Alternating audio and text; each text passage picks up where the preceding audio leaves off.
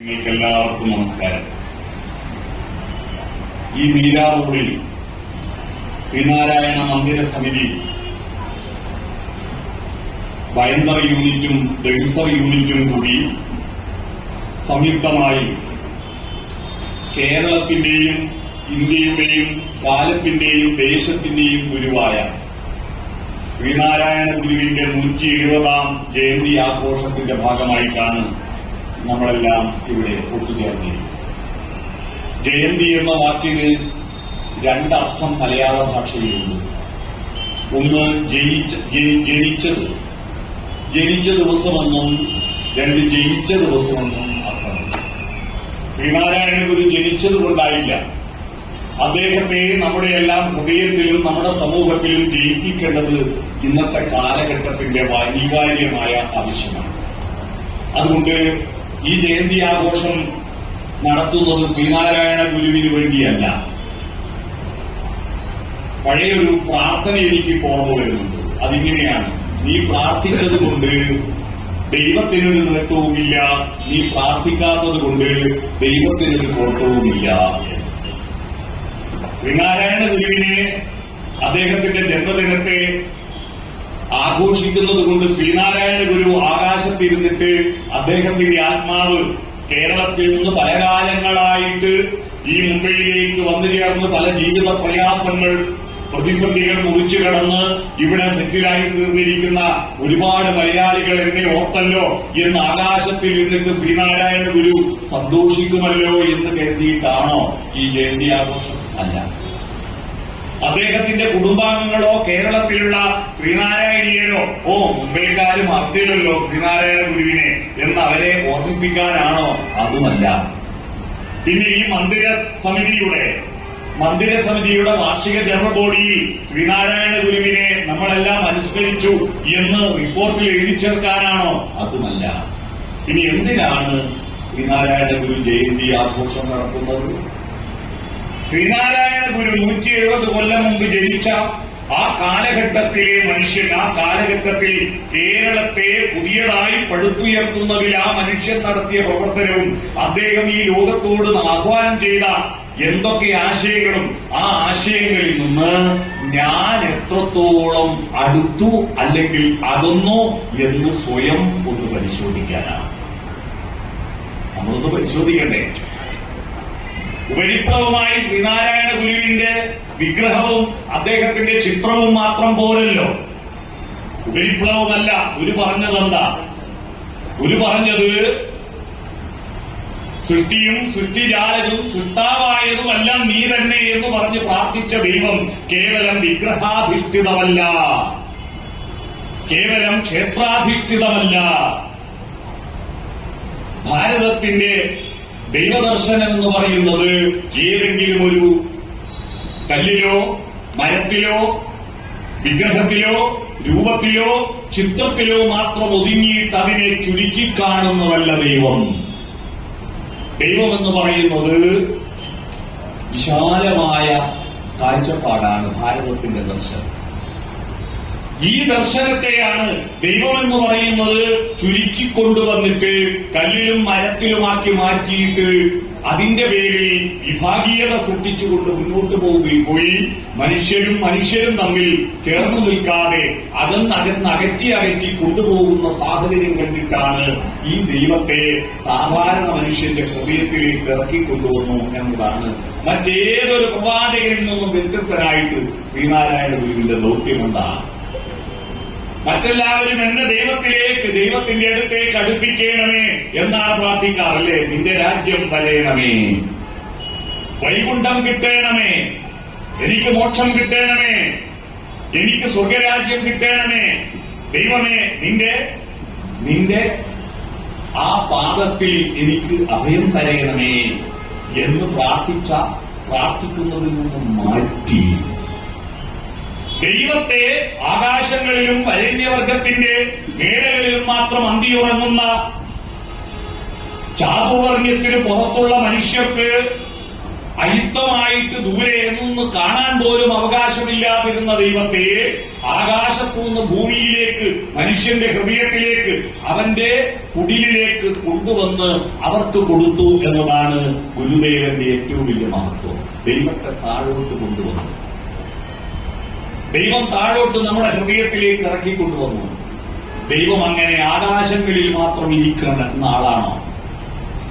അല്ല. ദൈവം ആകാശത്ത് മാത്രം ഇരിക്കുന്ന ആളല്ല.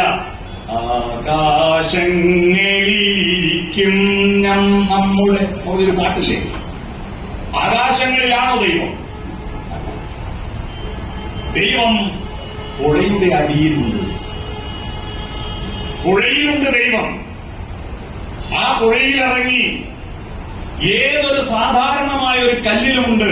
അത് വിഗ്രഹമായി കൊത്തിയുണ്ടാക്കേണ്ടതില്ല. ഒരു കല്ലിലുമുണ്ട് ദൈവം. ആ ദൈവത്തെ എടുത്തു കൊണ്ടുപോയി ഇരുത്തിയിട്ട് വലിയ കാശ് ചെലവാക്കിയിട്ട് വലിയ കൊട്ടാരം പോലുള്ള ക്ഷേത്രങ്ങൾ നിർമ്മിച്ചിട്ട് അതിന്റെ അകത്ത് കൊണ്ടുപോയി വെച്ച് അഷ്ടബന്ധം അടിയിൽ ഉറപ്പിച്ച് അതിന്റെ മേലെ പ്രതിഷ്ഠിച്ചിട്ട് ജീവായ ജീവ പ്രതിഷ്ഠായ സ്വാഹ, പ്രാണായ പ്രാണ പ്രതിഷ്ഠായ സ്വാഹ, ബ്രഹ്മായ ബ്രഹ്മ പ്രതിഷ്ഠായ സ്വാഹ എന്ന് 1001 തവണ വെള്ളം തലയിൽ ഒഴിച്ച് മന്ത്രം ചൊല്ലിയിട്ട്, അതും തന്ത്രിമാർ. ആരാ തന്ത്രി? ഈ തന്ത്രം അറിയുന്നവനെ മന്ത്രി എന്ന് വിളിക്കും, മന്ത്രം അറിയുന്നവനെ തന്ത്രി എന്ന് വിളിക്കും. എന്താന്ന് മനസ്സിലായി എന്റെ അർത്ഥം അല്ലേ? തന്ത്രം അറിയുന്ന ആളുകളെ നമ്മുടെ നാട്ടിൽ വിളിക്കും മന്ത്രി, മന്ത്രം അറിയുന്ന ആളെയോ തന്ത്രി എന്ന് വിളിക്കും. ഇതെങ്ങനെയാ മാറിപ്പോയെന്നറിയോ? എന്താ ഈ തന്ത്രം എന്നും എന്താ മന്ത്രം എന്നും അറിയണം. തന്ത്രിയെ മന്ത്രി എന്ന് വിളിക്കുന്നതിനാ രാജാവിന്റെ കാതിൽ ഭരണരഹസ്യങ്ങൾ മന്ത്രിച്ചു കൊടുക്കുന്നവരെയാണ് മന്ത്രിമാരെന്ന് പറയാം. ചെവിയിൽ സ്വച്ഛത്ത് പറയാൻ പാടില്ല. സ്വകാര്യം ചെവിയിൽ തലേണ മന്ത്രം പോലെ ചെവിയിൽ പറഞ്ഞു കൊടുക്കലാണ് മന്ത്രിമാരുടെ. തീരുമാനം പറയേണ്ടത് രാജാവാണ്. അവരെയാണ് മന്ത്രി എന്ന് പറയുക. മന്ത്രിക്കുന്ന മനസ്സിന്റെ കാതിൽ രഹസ്യങ്ങൾ മന്ത്രിക്കുന്നതു വിധുരാത്രി എന്നൊരു പാട്ട് കേട്ടിട്ടില്ലേ? മന്ത്രിക്കുന്ന, മന്ത്രിച്ചു കൊടുക്കുന്നവർ മന്ത്രി. തന്ത്രിയോ എന്താ തന്ത്രി? ദൈവത്തെ, ആകാശങ്ങളിൽ ഇരിക്കുന്ന ദൈവത്തെ നമ്മുടെ അടുത്തേക്ക് കൊണ്ടുവരാൻ വേണ്ടിയിട്ട് ചില തന്ത്രങ്ങളുണ്ട്. മന്ത്രതന്ത്രങ്ങളും. മന്ത്രവും കൈകൊണ്ടും തലകൊണ്ടും ഒക്കെ ചെയ്യുന്ന ചില തന്ത്രങ്ങളുണ്ട്. ദൈവത്തോട് നമുക്ക് മലയാളം പറഞ്ഞാൽ ദൈവത്തിന് മനസ്സിലാവില്ല, അതിന് ദൈവത്തിന് ആംഗ്യഭാഷയെ മനസ്സിലാവും. അതാണ് പിന്നെ തന്ത്രങ്ങളായി മാറി. ആ തന്ത്രം അറിയുന്നവനാണ് ആര്? തന്ത്രി. മനസ്സിലായോ? അല്ലാതെ മന്ത്രം അറിയുന്നവൻ തന്ത്രിയല്ല. ഈ തന്ത്രിമാര് ഈ അഭിഷേകം നടത്തിയാൽ മാത്രമേ അതിൽ ദൈവമുണ്ടാവൂ എന്ന് പറഞ്ഞ് വിശ്വസിച്ചിരുന്ന ഒരുപാട് കാലത്തെ ഒരു ചിന്താഗതിയാണ് ഒരു പുഴയിൽ ഇറങ്ങിയിട്ട് അവിടെ നിന്നൊരു കല്ലെടുത്തിട്ട് അതെന്റെ ആത്മാവ് തന്നെയാണെന്ന് പറഞ്ഞ് ആത്മപ്രതിഷ്ഠ നടത്തിയിട്ട് ഇതാണ് ശിവൻ എന്ന് പറയാൻ ഒരു ഈഴവൻ പ്രതിഷ്ഠിച്ചാലും അതിന് നമ്പൂതിരി വേണ്ട, അതിന് ബ്രഹ്മാവിന്റെ മുഖത്തു നിന്ന് ജനിച്ച ബ്രാഹ്മണൻ വേണ്ട, ബ്രഹ്മാവിന്റെ കയ്യിൽ നിന്ന് ജനിച്ചവനോ തൊടയിൽ നിന്ന് ജനിച്ചവനോ കാലിന്റെ അടിയിൽ നിന്ന് ജനിച്ച ശൂദ്രനോ വേണ്ട. അതിലും താഴെയാണ് ആരും. അതുവരെ അതിലും താഴെയാണ് ഇഴവർ. ഇഴവര് മാത്രമല്ല, ഈ ശൂദ്രന്മാരെന്ന് പറഞ്ഞാൽ നായര് നമ്പ്യാറ് വരെയാവും അല്ലേ? അതിന് താഴെയുള്ളവരൊന്നും ബ്രഹ്മാവ് സൃഷ്ടിച്ച ടീമല്ല, ബ്രഹ്മാവ് സൃഷ്ടിച്ചവരല്ല. തമിഴ്നാട്ടില് ഒരാൾ പറഞ്ഞു ബാക്കിയുള്ളവരൊക്കെ ആര് സൃഷ്ടിച്ചു? അപ്പൊ സി വി രാമസ്വാമി നായ്ക്കർ എന്ന് പറയുന്ന ഒരാൾ പറഞ്ഞു ബാക്കിയുള്ളവരെ എല്ലാം അവനവന്റെ തന്തയ്ക്ക് ജനിച്ചു.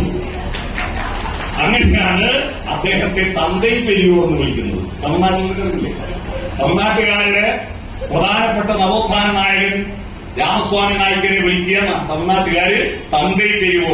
ഞങ്ങൾക്ക് തന്തയുണ്ടെന്ന് കാണിച്ചു തന്ന ആള്, അതാണ് തന്തൈ പെരിയോ. അങ്ങനെ ബാക്കിയുള്ള മനുഷ്യരെ ദൈവത്തോട് അടുപ്പിച്ചു. അവരും മനുഷ്യരാണ്. മനുഷ്യർ മാത്രമേ ആരാധിക്കുന്നവരുള്ളൂ.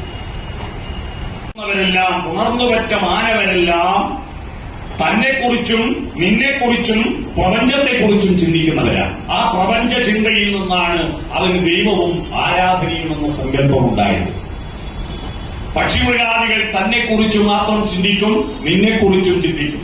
ഈ പ്രകൃതിയെക്കുറിച്ച്, തന്റെ കൂട്ടത്തിലുള്ള ആനകളെക്കുറിച്ച്, തന്റെ കൂട്ടത്തിലുള്ള പശുക്കളെക്കുറിച്ച്, തനിക്ക് ഭക്ഷിക്കേണ്ട പ്രകൃതിയിലെ പുല്ലിനെക്കുറിച്ച്, അവിടുത്തെ ജീവജാലങ്ങളെക്കുറിച്ച് മാത്രം ചിന്തിക്കും. അതിനതീതമായി പ്രകൃതിക്കും മനുഷ്യനും ജീവജാലങ്ങൾക്കും അപ്പുറത്ത് നമ്മളെയെല്ലാം കൂട്ടിയിണക്കുന്ന ഒരു പ്രാപഞ്ചികമായ ശക്തിയെക്കുറിച്ച് ചിന്തിക്കാൻ കഴിയുന്ന ഒരേ ഒരു ജന്തു മനുഷ്യനാണ്. തൃശൂർ പൂരത്തിൽ പാറമേക്കാവിലമ്മയുടെ തിടമ്പും വടക്കുന്നാഥന്റെ തിടമ്പും തലയിൽ വെച്ചിട്ട് ആ സ്വരാജ് റൗണ്ടിലേക്ക് പുറത്തിറങ്ങുന്ന ആ തൃശൂർ വടക്കുന്നാഥ ക്ഷേത്രത്തിന്റെ ആ കെട്ടിന്റെ പുറത്തേക്ക് ഇറങ്ങുന്ന ആനയ്ക്കറിയില്ല തന്റെ തലയിൽ ഇരിക്കുന്ന വടക്കുന്നാഥൻ കൈലാസേശ്വരനാണ്, കാളകൂടം കുടിച്ചവനാണ്, ശിവം കൊടുത്തവനാണ്, പാർവതിയാണ് ഭാര്യ, അത്തരത്തിലുള്ള ഒരു ദൈവമാണ് തന്റെ തലയിൽ ഇരിക്കുന്നതെന്ന് ആനയ്ക്കറിയില്ല. അറിയുമായിരുന്നുവെങ്കിൽ ആ കൈലാസേശ്വരന്റെ മുന്നിൽ ആ ആന നഗ്നനായി നിൽക്കുമായിരുന്നില്ല. ഇത്ര കാലമായിട്ടും ഒരാനയ്ക്ക് ഇത്രയും ലക്ഷക്കണക്കിന് ആളുകളെ മുന്നിൽ എഴുന്നള്ളുമ്പോ ഒരു ട്രൗസർ കൊടുക്കാൻ ഇതുവരെ പറ്റിയിട്ടില്ല. കാരണം അതിന് ഈ തിടമ്പെന്താണെന്നോ ഈ മനുഷ്യനെന്താണെന്നോ നാണമോ ഇല്ല. മനുഷ്യൻ എപ്പോഴാ മനുഷ്യനായി? മനുഷ്യൻ ഇന്നലെ ഇല്ലാത്ത ചിന്ത ഇന്ന് ഉണ്ടാക്കിയെങ്കിലേ ഇന്ന് മനുഷ്യനാവൂ.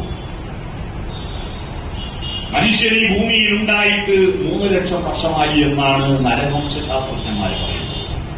ഹോമോസോപ്പിയൻസ് എന്ന് പറയുന്ന വിഭാഗം മനുഷ്യരായി മാറിയിട്ട് 3 ലക്ഷം വർഷമായി. എന്നാൽ 10 ലക്ഷം വർഷം മുമ്പ് ആനകൾ ഈ ഭൂമിയിൽ ഉണ്ടായിരുന്നു, ഇല്ലേ? 10 ലക്ഷം വർഷം മുമ്പ് ആനകൾ ഈ ഭൂമിയിൽ ഉണ്ടായിരുന്നു. എങ്ങനെയാ മനസ്സിലായത്? ആനകളുടെ ഫോസിൽ കിട്ടിയിട്ടുണ്ട്. അതിന് കോടിക്കണക്കിന് വർഷം മുമ്പ് ദിനോസറുകൾ ഈ ഭൂമിയിൽ ഉണ്ടായിരുന്നു. ദിനോസറുകളുടെയും അസ്ഥികൂടം കിട്ടിയിട്ടുണ്ട്. ആ അസ്ഥികൂടത്തെ ആനിമേഷൻ നടത്തിയിട്ടാണല്ലോ ജുറാസിക് പാർക്ക് എന്ന സിനിമ ഉണ്ടാക്കിയത്. ആ ആനകളുടെയും ദിനോസറുകളുടെയും അസ്ഥികൂടം കിട്ടിയിട്ടുണ്ട്, അല്ലേ? പക്ഷേ ഒരു 2500-3000 കൊല്ലം മുമ്പ് ഇവിടെ നടന്ന ദേവാസുര യുദ്ധങ്ങളിൽ ഒരുപാട് അസുരന്മാരെ കൊന്നിട്ടുണ്ട്. ആ അസുരന്മാരെങ്ങനെയാ? പർവ്വതത്തിന്റെ വലിപ്പമുള്ളവർ, മരം പൊരിച്ചടിക്കുന്നവർ, തലയിൽ കൊമ്പുള്ളവർ, വായിൽ ദംഷ്ട്രയുള്ളവർ. 3 കോടി വർഷം മുമ്പുള്ള ദിനോസറിന്റെ അസ്ഥികൂടം കണ്ടിട്ടുണ്ട്. പക്ഷേ 3000 കൊല്ലം മുമ്പ് ദേവന്മാര് കൊന്നു കളഞ്ഞ ഒരൊറ്റ അസുരന്റെ അസ്ഥികൂടം ഈ ഭൂമിയിൽ നിന്ന് കിട്ടിയിട്ടുണ്ട്. വായിൽ ദംഷ്ട്രയുള്ള, തലയിൽ കൊമ്പുള്ള. ആരാണ് അസുരൻ? നമ്മളിൽ തന്നെയാണ് ദേവനും അസുരനും മനുഷ്യനും എല്ലാം ഉള്ളത്.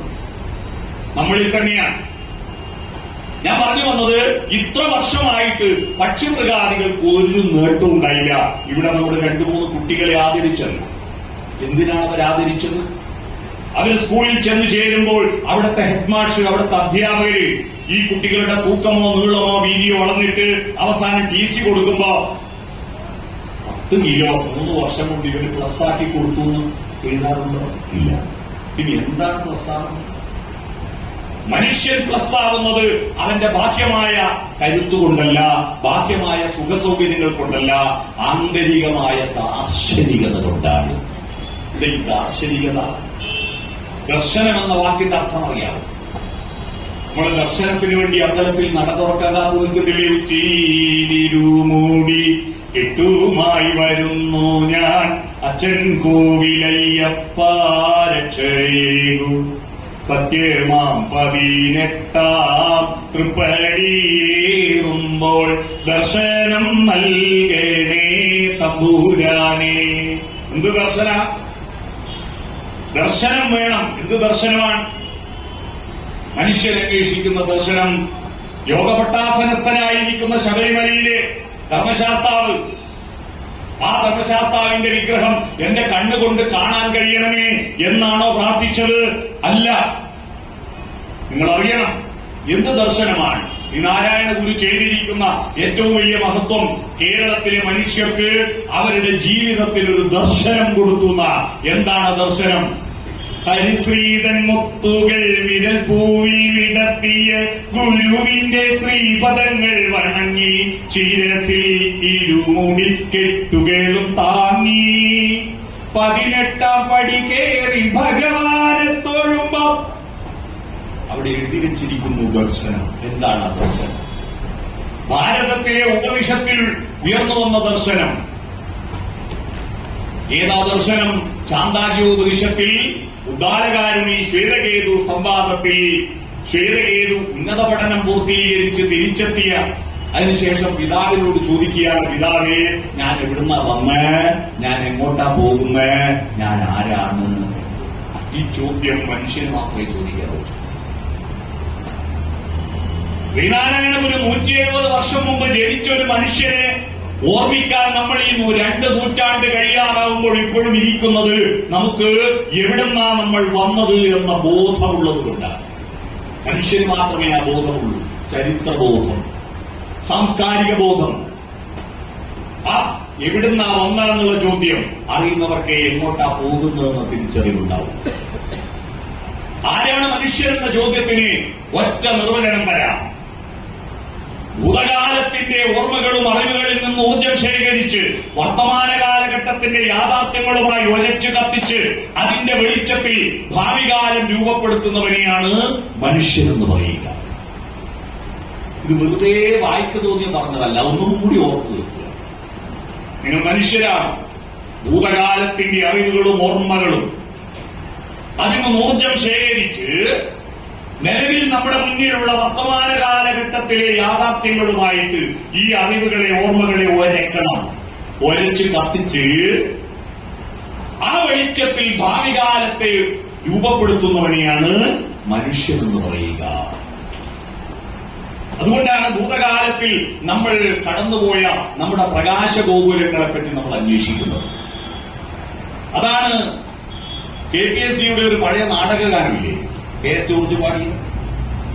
പാമ്പുകൾക്ക് മാളമുണ്ട്, പറവകൾക്ക് ആകാശമുണ്ട്, മനുഷ്യപുത്രന് തല ചായ്ക്കാൻ മണ്ണിലിടമില്ല, മണ്ണിലിടമില്ല. അടുത്ത വരിയെന്താ?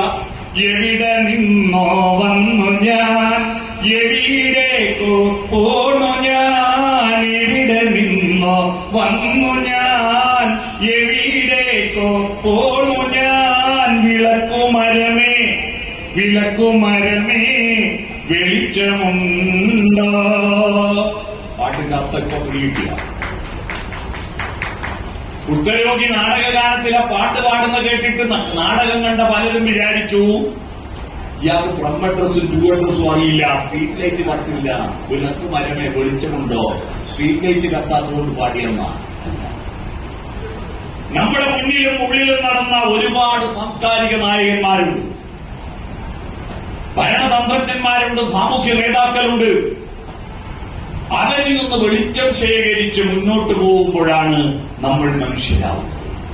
പക്ഷെ ഇപ്പോ എന്താ ചെയ്യുന്നത്? അവർക്ക് എന്താ ദോഷമുള്ളത് അത് അന്വേഷിച്ച് കണ്ടെത്തുന്ന ആളുകൾ. നാളെ ശ്രീകൃഷ്ണ ജയന്തിയല്ലേ, നാളെ മറ്റന്നാൾ അല്ലേ?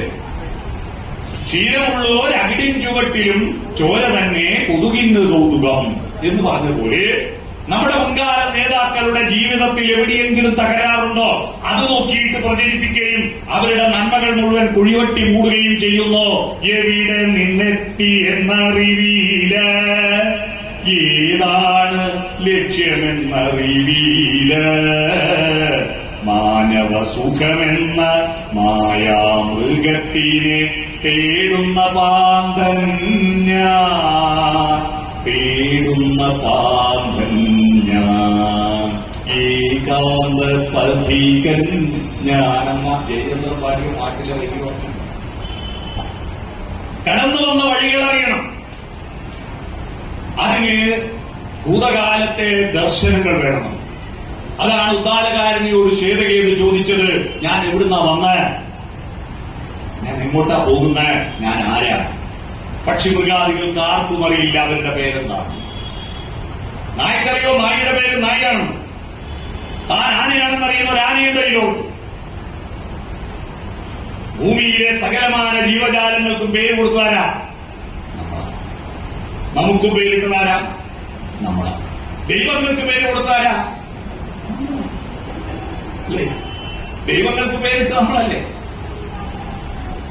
ദൈവങ്ങൾക്ക് പേരിട്ടത് വെറുതെ നമുക്ക് നമ്മുടെ മക്കൾക്ക് പേരിട്ട് പോലും വെറുതെ ഇട്ട പേരല്ല. ഓരോ ദൈവത്തിന് കൊടുത്ത പേരും വലിയൊരു പ്രതിഭാസത്തിന്റെ പ്രതീകമാണ്. അതുകൊണ്ട് നമ്മുടെ രാജ്യത്ത് എന്താ ഒരു സങ്കടം പറഞ്ഞാൽ ദൈവത്തിന്റെ പേരിന്റെ അർത്ഥം അറിയുന്ന ആരുമില്ല. ശിവനെങ്ങനെയാ ശിവന്റെ പേര് വന്നറിയാവോ? വിഷ്ണുവിനെങ്ങനെയാ വിഷ്ണു പേര് വന്ന് അറിയുന്ന ആരും ഉണ്ടെങ്കിൽ ഇപ്പൊ ആരും പേര്. എങ്ങനെയാണ് വിഷ്ണുവിന് വിഷ്ണു പേര് വന്നത്? എന്താ വിഷ്ണു എന്ന പേരിന്റെ അറിയുന്ന ആരുണ്ടോ? ആരും പേര് ഉണ്ടോ? അന്വേഷിച്ചിട്ടുണ്ടോ? ചോദിച്ചിട്ടില്ല. എന്താണ് എന്റെ നാട്ടിൽ ഒരുപാട് കുട്ടികൾക്ക് ഇപ്പൊ പേരിടുന്നുണ്ട്. അപർണ, നല്ല പേര് അപർണ. അപർണ എന്ന് പറയുന്നത് പാർവതിയാണ്. ഞാൻ അപർണ എന്ന് പറയുന്ന കുട്ടികളെ എവിടെ കണ്ടാലും ചോദിക്കും എന്താണ് അപർണ എന്ന വാക്കിന്റെ അർത്ഥം. ഇതുവരെ ഒരു രക്ഷിതാവും കുട്ടികൾക്ക് പറഞ്ഞു കൊടുത്തില്ല അപർണ എന്നെങ്ങനെയാണ് പാർവതിക്ക് പേര് വന്നത് എന്ന്. തപസ്സിന്റെ കാഠിന്യത്തെ സൂചിപ്പിക്കുന്ന പേരാണ്. സന്യാസിമാർ തപസ് ചെയ്യുമ്പോൾ അവർക്ക് ഒരു ദിവസം കഴിക്കാൻ പറ്റിയ ഒരു കാട്ടിൽ ഒരു ഇലയുണ്ട്. ഒരില, ആ ഇല കഴിച്ചിട്ട് അവർക്ക് മരണം വരിക്കാതെ മുന്നോട്ട് പോകാൻ പറ്റും. അതാണ് ആ ഒരു പർണം. പർണത്തിന് പറയാം ഇല. അത് അവർക്ക് അംഗീകരിക്കപ്പെട്ടതാണ്. ഉപവാസത്തിൽ ഒരു പർണം കഴിക്കാം. പക്ഷെ അതുപോലും കഴിക്കാതെ ശിവനെ തപസ് ചെയ്തു ആര്? പാർവതി. അതാണ് അവൾക്ക് ആ പർണ എന്ന് പേര് വന്നത്. മനസ്സിലായോ? ആ പർണ എന്ന് പേര് വന്നു എന്ന് പറഞ്ഞാൽ ഭർത്താവിനെ പ്രീതിപ്പെടുത്താൻ ഭക്ഷണം കഴിക്കാതെ ഉപവാസം ഇരിക്കുന്ന ഭാര്യമാർ ശ്രദ്ധിക്കണം. ആരും കാണാതെ ഇടക്ക് കഴിച്ചാൽ ഇതുകൊണ്ട് കഴിയില്ല. ഇല പോലും കഴിക്കാൻ പാടില്ല. ആ പർണ. വിഷ്ണു എന്ന വാക്ക് എങ്ങനെയുണ്ടായി? വിഷ്ണു എന്നത് സ്ഥിതികാരകനാണല്ലോ വിഷ്ണു, അല്ലേ? ജീവിതം ഉണ്ടാക്കുന്നവൻ. സൃഷ്ടിച്ച് ബ്രഹ്മാവ് പോയി. മരിക്കേണ്ട സമയത്തെ ശിവന്റെ കാര്യമുണ്ട്. ഇവിടെ ഭൂമിയിൽ ജീവിക്കാൻ നമ്മളെ സഹായിക്കുന്നവളാരാ? അവനാരാ? വിഷ്ണുവാണ്. വിഷ്ണു ഉണ്ടാവണം. നമുക്ക് ജീവിക്കണമെങ്കിൽ നമുക്ക് വികാസം വേണം, വേണ്ടേ? വികാസം വേണ്ടേ? എന്താ വികാസം? ഇന്നത്തെ നിന്നല്ലാത്ത എന്തൊന്നും ഇന്നുണ്ടാവും. വികാസവും വേണം. ഇപ്പോ SLCക്ക് വിജയവും വേണ്ടേ? അപ്പൊ ജീവിതത്തിൽ വിജയവും വികാസവും ഉണ്ടാക്കുന്നവൻ അതാണ് വിഷ്ണു. വികാസം ഉണ്ടാക്കുന്നവൻ അതാണ് വിഷ്ണു. വിജയമുണ്ടാക്കുന്നവൻ വിഷ്ണു എന്ന് പറഞ്ഞാൽ ജയമുണ്ടാക്കുന്നവൻ. SSLCയിൽ കട്ടി എങ്ങനെയും ജയിച്ചാൽ മതി എന്ന് ആഗ്രഹിക്കുന്നവൻ ജിഷ്ണു. എന്നാൽ A+ വേണമെന്ന് ആഗ്രഹിക്കുന്നവൻ വിഷ്ണു. പിടിക്കുക. അതിനുള്ള വ്യത്യാസം. വിശേഷപ്പെട്ട ജയമാണ് വിജയം. ഇതിന് ഓരോ ദൈവത്തിനും ഓരോ പേരിനൊരു അർത്ഥമുണ്ട്. ഈ ഭൂമിയിൽ നന്മയും തിന്മയും ഒരുമിച്ചുള്ളതാണ്. കൂടെ ഉണ്ടാവും. കാരണം വിളക്കിന്റെ കൂടെ നിഴലുമുണ്ടാവും. പ്രപഞ്ചമാമ്പാൽക്കടലാവതുന്ന പഠിച്ച മട്ടൊക്കെ മതിച്ചു നോക്കാം. സ്വഭോഗമാത്രോചിതമായി ലഭിക്കും സുഖാമൃതം ദുഃഖവിഷാബ്ദു വിശ്രം. ഉള്ളൂരിന്റെ വലിയ പ്രപഞ്ചമാവുന്ന പാൽക്കടൽ നമ്മൾ ആവുന്ന മട്ടിൽ മതിച്ചു നോക്കിയാലും നമുക്ക് കിട്ടാൻ അല്പം മാത്രമേ സുഖാമൃതം കിട്ടൂ. സുഖമാകുന്ന അമൃതം. പക്ഷേ അതിന്റെ കൂട്ടത്തിൽ ദുഃഖവിഷാബ്ദു വിശ്രമായിരിക്കും. ദുഃഖവും കലർന്നിരിക്കും. ദുഃഖമില്ലാതെ ഒരു സുഖം നമുക്ക് ലോകത്തുണ്ടാവില്ല. ഉണ്ടാവോ? നമ്മൾ എത്ര സുഖം അനുഭവിക്കുന്നോ അതിന്റെ ദുരന്തം അപ്പുറത്ത് അനുഭവിക്കും. ദുരന്തം അനുഭവിക്കും. ഇപ്പൊ വയനാട് നിങ്ങളെല്ലാവരും പരിശോധന രേഖപ്പെടുത്തിയില്ലേ? വയനാട് ദുരന്തത്തിന് ഉത്തരവാദിയാരാ? വയനാട്ടിലെ പരിസ്ഥിതിയെ സംരക്ഷിക്കുവാൻ വേണ്ടിയിട്ട് അവിടുത്തെ സ്കൂളിലെ കുട്ടികൾ, മുണ്ടക്കൈ സ്കൂളിലെ കുട്ടികൾ പരിസ്ഥിതി സംരക്ഷണത്തിന് വേണ്ടി നടത്തി എത്രയെത്ര പ്രവർത്തനങ്ങൾ ഉണ്ടായിരുന്നു. എന്നിട്ട് ഇത്രയും തന്നെ രക്ഷിക്കുന്ന ഈ കുട്ടികളെ ഒന്ന് രക്ഷിക്കണമെന്ന് പ്രകൃതിക്ക് തോന്നിയില്ലല്ലോ. ആ കുട്ടികളെ സ്കൂളിനെ അടക്കം ഒലിപ്പിച്ചു കൊണ്ടുപോയില്ലേ? ആരാ ഉത്തരവാദി? ആ കുട്ടികളാണോ? അല്ല. പ്രകൃതിയാണോ? അല്ല. പ്രകൃതിയെ ഒരിക്കലും കുറ്റപ്പെടുത്താൻ പറ്റില്ല. പ്രകൃതി പാറമേലെ പിടിച്ചു നിൽക്കുന്ന മണ്ണ്, ആ മണ്ണിന് താങ്ങാൻ പറ്റിയ വെള്ളത്തിന് പരിധിയുണ്ട്. അതിൽ കൂടുതൽ മഴ പെയ്തപ്പോ അതിൽ കൂടുതൽ നിങ്ങളുടെ തലയിൽ 50 കിലോ ഭാരം തലയിൽ വെക്കും. നിങ്ങൾക്ക് താങ്ങാൻ പറ്റും. 50 കിലോന്റെ കൂടെ പിന്നെ 10 കിലോ വെച്ചു. പിന്നീട് സഹിച്ചിരുന്നു. പിന്നെ ഒരു 10 കിലോ വെച്ചു. കുറച്ചും കൂടി സഹിച്ചു. പിന്നെ ഒരു 10 കിലോ വെച്ചു. 80 കിലോ ആയപ്പോ നിങ്ങൾ അവൻ താഴെ വീഴുക. അതുപോലെ ഈ കുന്നിന്റെ മേലെയുള്ള മണ്ണ് ഈ വെള്ളത്തെ താങ്ങാൻ പറ്റാതെ താഴെ വീഴുന്നു. മാത്രമേ ഉള്ളൂ. ഉത്തരവാദിയാരാ? ഒന്നല്ല, ആ മഴയാണ് ഉത്തരവാദി. ആ മഴയ്ക്ക് ചെയ്യാൻ പറ്റും. മഴയിൽ നിന്നും നീരാവിയായിട്ട് ആകാശത്തേക്ക് പോകുന്ന വെള്ളം, ആ വെള്ളത്തെ ആകാശത്ത് ടാങ്കിൽ സൂക്ഷിക്കാൻ സംവിധാനമില്ലല്ലോ. അത് താഴോട്ട് മേലോട്ട് പോയതല്ല, താഴോട്ട് എത്ര മേലോട്ട് പോയോ അത്ര താഴോട്ട് വരുമെന്ന് എല്ലാ മനുഷ്യരും ഓർത്തുകൊള്ളുക. ഈ മേലോട്ട് കൂടുതൽ വെള്ളം പോകാൻ ഉത്തരവാദിയാരാ? വെയിലിന് ചൂട് കൂടിയതാണ്, അന്തരീക്ഷ താപം കൂടിയത്. അതിന് കാരണക്കാരൻ സൂര്യനാണോ? അല്ല. സൂര്യൻ പണ്ടും ഇന്നും ഒരേ വോൾട്ടേജിലാണ് പ്രകാശിക്കുന്നത്.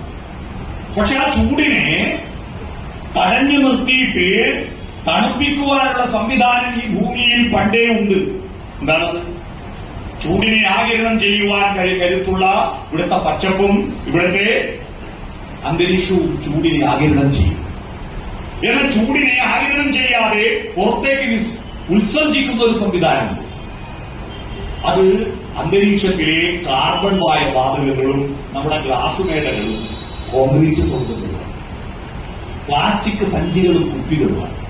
ഈ ചൂടിനെ ആഗിരണം ചെയ്യാതെ ചൂടിനെ പിടിച്ചുവെച്ച് പുറത്തേക്ക് ഉത്സർജിക്കുന്ന കോൺക്രീറ്റ് സൗധങ്ങൾ, ചില്ലുമേടകൾ, താറിട്ട റോഡുകൾ, പ്ലാസ്റ്റിക് സഞ്ചികൾ, കാർബൺ സംയുക്ത വാതകങ്ങൾ. ഈ കാർബൺ സംയുക്ത വാതകങ്ങൾ ആരാ കൂടുതൽ ഉണ്ടാക്കുന്നത്? വയനാട്ടുകാരാണോ? കൂടുതൽ വാഹനങ്ങൾ ഉപയോഗിക്കുന്നവർ, കൂടുതൽ കോൺക്രീറ്റ് കെട്ടിടങ്ങൾ എടുക്കുന്നവർ, കൂടുതൽ പ്ലാസ്റ്റിക് ഉപയോഗിക്കുന്നവർ, അവരാണ് ആഗോളതാപനത്തിന് ഉത്തരവാദി. അതുകൊണ്ടാണ് ഞാൻ സ്വാഗതം പറയുന്നത്. സ്വീകരണത്തിന് എന്നെ സ്വീകരിക്കാൻ പൂച്ചക്ക് വരുമ്പോ മനോഹരമായ പൂവ്, പ്രകൃതിദത്തമായി ഇത്രയും സുന്ദരമായ വലിയ പൂവിനെ വൃത്തികെട്ട പ്ലാസ്റ്റിക് കൊണ്ട് പൊതിയണം എന്ന് പറയുന്ന വിഡ്ഢികളാരാണ്? ആ പ്ലാസ്റ്റിക് കൊണ്ട് പൊതിഞ്ഞില്ലെങ്കിൽ ആ പൂവിന് എന്തൊക്കെ തകരാറുണ്ടോ? ഇതുകൊണ്ട് പ്ലാസ്റ്റിക് പൊതിഞ്ഞ പൂവ് ഞാൻ വാങ്ങാറില്ല. അപ്പോ വയനാട്ടുകാരല്ല, ഈ ഭൂമിയിലുള്ള മറ്റു മനുഷ്യരൊക്കെയാണ് ഉത്തരവാദി, അല്ലേ? ആഗോളതാപനം സൃഷ്ടിക്കുന്നത് അവരല്ലല്ലോ, നമ്മളാണ് ഉത്തരവാദി. നമ്മളെല്ലാം ഉത്തരവാദിയാണ്. അതുകൊണ്ട് പ്രകൃതിയെ കുറ്റപ്പെടുത്തണ്ട. നമ്മൾ എത്ര മേലോട്ട് പോകുന്നോ അത്ര താഴോട്ട് വരും. മനസ്സിലായി? നമ്മൾ എത്ര സുഖ സൗകര്യങ്ങൾ കൂട്ടുന്നുവോ അത്ര അതിന്റെ ദുരന്തങ്ങളും അനുഭവിക്കാൻ തയ്യാറാവണം. പക്ഷേ സുഖം അനുഭവിക്കുന്ന വേറെയാള്, ദുരന്തം അനുഭവിക്കുന്ന വേറെയാള്. ഇതാണ് പറ്റുന്ന അർത്ഥം. അപ്പൊ അതുകൊണ്ട് വളർച്ചയുണ്ടാകുമ്പോൾ തകർച്ചയുണ്ടാവും. ഈ പ്രകൃതിയുടെ നിയമമാണ്. സുഖമുണ്ടാവുമ്പോ ദുഃഖമുണ്ടാവും, പ്രകാശമുണ്ടാവുമ്പോ നിഴലുണ്ടാവും. എന്റെ നാട്ടിലെ വായനശാലയിൽ ഒരു പരിപാടി നടന്നു. പരിപാടിയുടെ പേര് യേശുദാസിന്റെ പാട്ടിന് 50 വർഷമാണ്. 50 വർഷം പൂർത്തിയാകുന്ന പാട്ട്. യേശുദാസ് പാട്ട് പാടാൻ തുടങ്ങി 50 വർഷം ആഘോഷിക്കാൻ എല്ലാരെയും വിളിച്ചു. അപ്പൊ പ്രായമുള്ള ഒരു സ്ത്രീ വന്നിട്ട് ഒരു പാട്ട് ഞാൻ പാടിക്കോട്ടെ എന്ന് ചോദിച്ചു.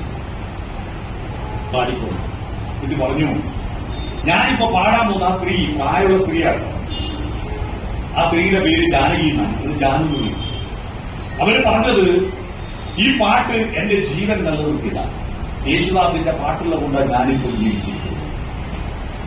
എന്നെ ഈ ഗോപാലാട്ടൻ കല്യാണം കഴിച്ചുകൊണ്ടുവന്ന ഉടനെ ആ സമയത്ത് ഗോപാലന്റെ അമ്മയും ഞാൻ എപ്പോഴും ശബ്ദയാണ്. അതിനൊരു കാരണവും. അതിന്റെ കാരണം എന്റെ വീട്ടിൽ എപ്പോഴും ഓലനേക്ക് അറിയുന്നത്, സാമ്പാർ വെക്കാൻ എനിക്ക് അറിയില്ല. അപ്പൊ ഗോപാലാട്ടന്റെ അമ്മ എന്നോട് സാമ്പാർ വെക്കാൻ പറഞ്ഞു. ഞാൻ പരിപ്പും വെണ്ടയ്ക്ക് ഒന്നിച്ചടുത്ത് അപ്പുറത്തിട്ടു. പരിപ്പ് പോകുന്നത് വെണ്ടയ്ക്ക് കാഷ്ടില്ല. അന്ന് മുതൽ എന്നെ ഇതുവരെ അമ്മ സഹായിക്കാൻ പറ്റി. എന്റെ പേര് എന്ന സാമ്പാർ ഞാനൊന്നാണ്. നാട്ടുകാരെ മുന്നിൽ എന്നെ അപമാനിച്ചു. സഖി കഴിച്ചിട്ട് ഞാൻ എന്തോ അന്ന് അങ്ങോട്ട് പറഞ്ഞു. അതിന്റെ പേരിൽ ചണ്ടയായി ബഹളമായി. അവസാനം എന്റെ ഭർത്താവിനോട് പറഞ്ഞു, എനിക്കിവിടെ നിൽക്കാൻ പറ്റില്ല. ഭർത്താവിന് അമ്മയെ പേടിയായി ഒന്നും അറിഞ്ഞില്ല. ഞാൻ എന്റെ അച്ഛന് കത്തയച്ചു. അന്ന് ഫോണില്ലല്ലോ. എനിക്കിവിടെ നിൽക്കാൻ പറ്റില്ല, എന്നെ വന്ന് കൊണ്ടുപോകണം. അച്ഛൻ മറുപടി കത്തയച്ചു. ഇങ്ങോട്ട് വന്നെങ്കിൽ ആഴ്ചയുടെ മുട്ട് കുറിച്ച് കളയും. കാരണം നിന്റെ ഇളയത് 3 പെൺകുട്ടികളുണ്ട്. നീ തിരിച്ചു വന്നാൽ ഇവര് 3 പൂരക്കായി പോകും. പണ്ട് പെൺകുട്ടികൾ വിവാഹം കഴിയാതെ പൂരക്കായി പോകുന്നതിന് പേടിയാണ്. ഇപ്പൊ നേരെ തിരിച്ചിട്ട് ആൺകുട്ടികൾ പൂരക്കായുന്നതിനാണ് അതാ. അങ്ങനെ നിവൃത്തിയില്ലാതെ ഞാൻ ആത്മഹത്യ ചെയ്യാൻ തീരുമാനിച്ചു. വീട്ടിന്റെ മേലത്തെ നിലയിലാണ് എന്റെ റൂം. ഞാൻ റൂമിൽ ഫാനിന് ഫാനില്ലാന്ന് കൈക്കോലിന് സാരി കുടുക്കി തൂങ്ങാൻ നോക്കുക, ബാക്കിയുള്ള താഴെ അയക്കുക. അപ്പൊ ഒരു പ്രശ്നം, ഞാൻ കിടക്കുന്ന ശബ്ദം കേട്ടിട്ട് താഴെ നൂറി വന്നിട്ട് കൊത്തി എത്തിച്ചാൽ പിന്നെ തൂങ്ങിയിട്ട് രക്ഷപ്പെട്ട ആളെ എന്റെ നാട്ടിൽ അറിയപ്പെടുക അരത്തൂങ്ങിയാനെന്ന അങ്ങനെ വിളിക്കുമല്ലോ. അതുകൊണ്ട് ശബ്ദം താഴെ കേൾക്കാതിരിക്കാൻ വേണ്ടി ഞാൻ ആകാശവാണി റേഡിയോ ഒരു 10 മണിക്ക് ശേഷം രഞ്ജിനി എന്ന് പറഞ്ഞൊരു പാട്ടുണ്ടായി. ഈ പാട്ട് ഒച്ചത്തിൽ വെച്ചു. അപ്പൊ ഞാൻ തൂങ്ങാൻ വേണ്ടി തൂങ്ങുമ്പോ ഒരു പാട്ട്, ആ പാട്ട് ശ്രീകുമാരൻ നമ്പി എഴുതി യേശുദാസ് പാടിയ പാട്ട്. സുഖമൊരു ബിന്ദു ദുഃഖമൊരു ബിന്ദു, ബിന്ദുവിൽ നിന്നും ബിന്ദുവിലേക്കൊരു പെൻഡുലമാടുന്നു. ജീവിതം ഇതു ജീവിതം. പെൻഡുലം, ക്ലോക്കിന്റെ പെൻഡുലം ഒരു ബിന്ദുവിൽ നിന്ന് മറ്റൊരു ബിന്ദുവിലേക്ക് പോകും. അവിടെ നിന്ന് ഇങ്ങോട്ട് വരും. ഒന്ന് സുഖമാണ്, ഒന്ന് ദുഃഖമാണ്. ഒരിക്കലും പെൻഡുലം സുഖത്തിൽ മാത്രം നിൽക്കുവോ? ഇല്ല. ദുഃഖത്തിൽ മാത്രം നിൽക്കുവോ? ഇല്ല. അപ്പൊ ഇപ്പൊ എനിക്ക് ദുഃഖമാണ്, അപ്പൊ സുഖം വരുമായിരിക്കും, അങ്ങോട്ട് പാടുമല്ലോ. എന്നാൽ പിന്നെ അതൊന്നും കൂടി നോക്കിയിട്ട് മരിക്കാൻ വിചാരിച്ചു ഞാൻ തൂങ്ങിയില്ല. ഇപ്പൊ എനിക്ക് പരമസുഖ. മനുഷ്യ ജീവിതത്തിന്റെ മഹത്വം എന്ന് പറയുന്നത് ഇത് രണ്ടിനെയും കൂട്ടിച്ചേർത്തുകൊണ്ട് മുന്നോട്ട് കൊണ്ടുപോകാൻ കഴിയണമെന്നുള്ളതാണ്. സുഖവും ദുഃഖവും സമ്മിശ്രമാണ്. അപ്പൊ സുഖം മാത്രം വേണമെന്ന ആഗ്രഹം ഉണ്ടാകുമ്പോൾ അതിന് തുല്യവും വിപരീതവുമായ ദുഃഖം നമ്മൾ അനുഭവിക്കേണ്ടി വരും. അതാണ് പാലാഴി മഥനത്തിന്റെ കഥ നമ്മളോട് പറയുന്നത്. അമൃത് കടഞ്ഞിട്ട് സുഖം മാത്രം ഉണ്ടാക്കാൻ വേണ്ടി ദേവന്മാർ പരിശ്രമിച്ചപ്പോ അമൃതിന്റെ കൂട്ടത്തിൽ ആദ്യം ഉയർന്നു വന്നെന്താ? കാളകൂട വിഷമാണ്. ആ വിഷം ബ്ലാക്ക് ഹോളാൻ, ബ്ലാക്ക് ഹോൾ കിട്ടില്ല. അതിൽപ്പെട്ടു പോയാൽ ചന്ദ്രനും നക്ഷത്രങ്ങളും സൂര്യനും ഒന്നും ഉണ്ടാവില്ല, എല്ലാം പോയി, ഭൂമി മൊത്തം നശിച്ചു. അപ്പൊ ഇത് ആര് ഏറ്റുവാങ്ങും? ആരുമില്ലാതിരുന്നപ്പോ ശിവൻ പറഞ്ഞു, ഇന്ന് തന്നേക്ക്, ഞാൻ ഈ ലോകത്തെ രക്ഷപ്പെടുത്താം. അതുവരെ അദ്ദേഹത്തിന്റെ പേര് ആൻ എന്ന് മാത്രമേ. ആൻ എന്ന് പറയാൻ കാരണം പുരുഷ ദൈവത്തിന് ആനെന്നും സ്ത്രീ ദൈവത്തിന് മാ എന്നുമായിരുന്നു സിന്ധു നദീതട നാഗരികതയിൽ വിളിച്ചിരുന്നത്. ഇത് ഞാൻ വെറുതെ ആരോപിക്കുകയല്ല. സിന്ധു നദീതട സംസ്കാരത്തെപ്പറ്റി പഠനം നടത്തിയ മോഹൻജാദാരാവിലും ഹാരപ്പയിലും നടത്തിയ ഗവേഷണത്തിൽ നിന്ന് കിട്ടിയ അന്നത്തെ പ്രാകൃത ലിപികൾ, ബ്രാഹ്മി ലിപിയുടെ അപ്പുറത്ത് മുമ്പുള്ള ലിപിയിൽ വായിച്ചവർ പറഞ്ഞു അന്നത്തെ പുരുഷ ദൈവത്തിന്റെ പേര് ആൻ എന്നും സ്ത്രീ ദൈവത്തിന്റെ പേര് മാ എന്നുമായിരുന്നു. ആ പുരുഷ ദൈവം പ്രകൃതി ദൈവമായിരുന്നു. ഭൂമിയായിരുന്നു അമ്മ ദൈവം. ഉയർന്നു നിൽക്കുന്ന പർവ്വത ദൈവമായിരുന്നു പുരുഷ ദൈവം. അതുകൊണ്ടാണ് കൈലാസേശ്വരനായത് ആൻ. അദ്ദേഹം കാളകൂടത്തിൽ നിന്ന് ഈ ലോകത്തെ രക്ഷിച്ചു. ശിവം. ഇതാണ് ശിവം. ശിവം ഭവതു എന്ന് പറഞ്ഞാൽ നല്ലത് ഭവിക്കട്ടെ നാം മംഗളം. ഈ ലോകത്ത് നന്മ ചെയ്തത്, ഈ ലോകത്തെ രക്ഷപ്പെടുത്തുക എന്ന നന്മ ചെയ്ത ശിവം ചെയ്ത ആൻ ആണ് ശിവൻ. മനസ്സിലായി? എങ്ങനെയാ ശിവന് ശിവൻ എന്ന് മനസ്സിലായി? വിഷ്ണുവിന് വിഷ്ണു എങ്ങനെ പേരുമെന്ന് മനസ്സിലായി? എല്ലാ ദൈവത്തിനും വെറുതെ പേരിട്ടവല്ല, അതിന്റെ പുറകിൽ ഒരു കഥയോ ഒരു പ്രതിഭാസമോ ഒരു തത്വശാസ്ത്രമോ ഉണ്ടാകും. ഇത് തിരിച്ചറിയട്ടെ. അതുകൊണ്ട് മനുഷ്യൻ താൻ ആരാണെന്നറിയാം, നീ ആരാണെന്നറിയാം, പ്രകൃതി എന്താണെന്നറിയാം. ഈ പ്രകൃതിയും നീയും മനുഷ്യനും ഞാനും, പ്രകൃതിയും ഞാനും പോരാ, അതിനപ്പുറത്തൊരാളുണ്ട്. ഇച്ചരാചരം നിർമ്മിച്ചും പാലിച്ചും തച്ചുടച്ചും വിളങ്ങുന്ന ദൈവമേ വിശ്വനായക വിശ്വൈക പാലക. ഇവിടെ പ്രാർത്ഥിച്ചല്ലേ എന്ത്? സന്തതം വിഹീരൻ ആത്മശോഭയും സ്വന്തമാം മധു. അല്ല, അത് പ്രാർത്ഥിച്ചെന്താ? ആശാന്റെ വഴി ചന്തമേറിയ പൂവിലും ശവളാഭമാം ശലഭത്തിലും സന്തതം കരതാരിയെന്നൊരു ചിത്രചാതുരി കാട്ടി. ഈ പൂക്കളിലെ സൗന്ദര്യം കൊടുത്തതാര്? ചിത്രശലഭങ്ങൾക്ക് അതിന്റെ ചിറകുകൾക്ക് നിറം പിടിപ്പിച്ചതാര്? അന്തചാരു കടാക്ഷമാലകൾ അകരശ്രീയിൽ നീട്ടിയും. സൂര്യകിരണങ്ങളിൽ ചാരു കടാക്ഷമാലകൾ, സുന്ദരമായ നോട്ടങ്ങൾ സൂര്യകിരണങ്ങളിൽ നീട്ടിയും ചിന്തയാം മണിമന്ദിരത്തിൽ വിളങ്ങുന്ന ശ്രീനാരായണ മന്ദിര സമിതി ചിന്തിക്കേണ്ടത്, നിങ്ങളുടെ മന്ദിരം വളരുന്നത് ഇവിടുത്തെ കെട്ടിടം വളരുമ്പോഴല്ല, ചിന്തയാകുന്ന മന്ദിരം വളരുമ്പോഴാണ്. ആ ചിന്ത വളർത്താനാണ് ഇവിടെ നിങ്ങൾ പരിശ്രമിക്കുന്നത്. അതാ ഗുരു പറഞ്ഞത്, ചിന്ത വളർത്താൻ. ആ ചിന്ത എന്ന് പറയുന്നത് മനുഷ്യന് മാത്രമുള്ളതാണ്. അവന്റെ കർമ്മവും അവന്റെ ചിന്തയും ഇത് രണ്ടും ചേരുമ്പോൾ മാത്രമാണ് നമ്മൾ മനുഷ്യർ പ്ലസ് ആകുന്നത്. കുട്ടികൾ A+ ഫുൾ മാർക്ക് വാങ്ങിയത് കൊണ്ട് A+ അല്ല. ഇന്ത്യ കണ്ട ഏറ്റവും വലിയ A+കാരൻ ആരാന്നറിയോ? ആ A+കാരനും ശ്രീനാരായണ ഗുരുവും പരസ്പരം കണ്ട് സംസാരിച്ചു. ഇന്ത്യ കണ്ട ഏറ്റവും വലിയ A+കാരൻ കർമ്മവും ചിന്തയും ചാലിച്ചു ചേർത്ത കരംചന്ദ് ഗാന്ധിയാണ്. മോഹൻദാസ് കരംചന്ദ് ഗാന്ധി എന്നതിന്റെ മലയാളം കർമ്മ ചിന്ത ഗാന്ധി. കർമ്മം X-ആക്സിസ്, ചിന്ത Y-ആക്സിസ്. ആഴവും പരപ്പും. ഈ മഹാസമുദ്ര ജീവിതമാകുന്ന മഹാസമുദ്രതയുടെ ആഴിയുടെ ആഴം അറിയണമെന്ന് നേരത്തെ പാടിയില്ലേ? ആഴം ചിന്തയാണ്, പരപ്പ് ഉപരിപ്ലവമായ കർമ്മമാണ്. അപ്പോ X-ആക്സിസും Y-ആക്സിസും ഇതല്ലേ പ്ലസ് ചിഹ്നത്തിന്റെ അർത്ഥം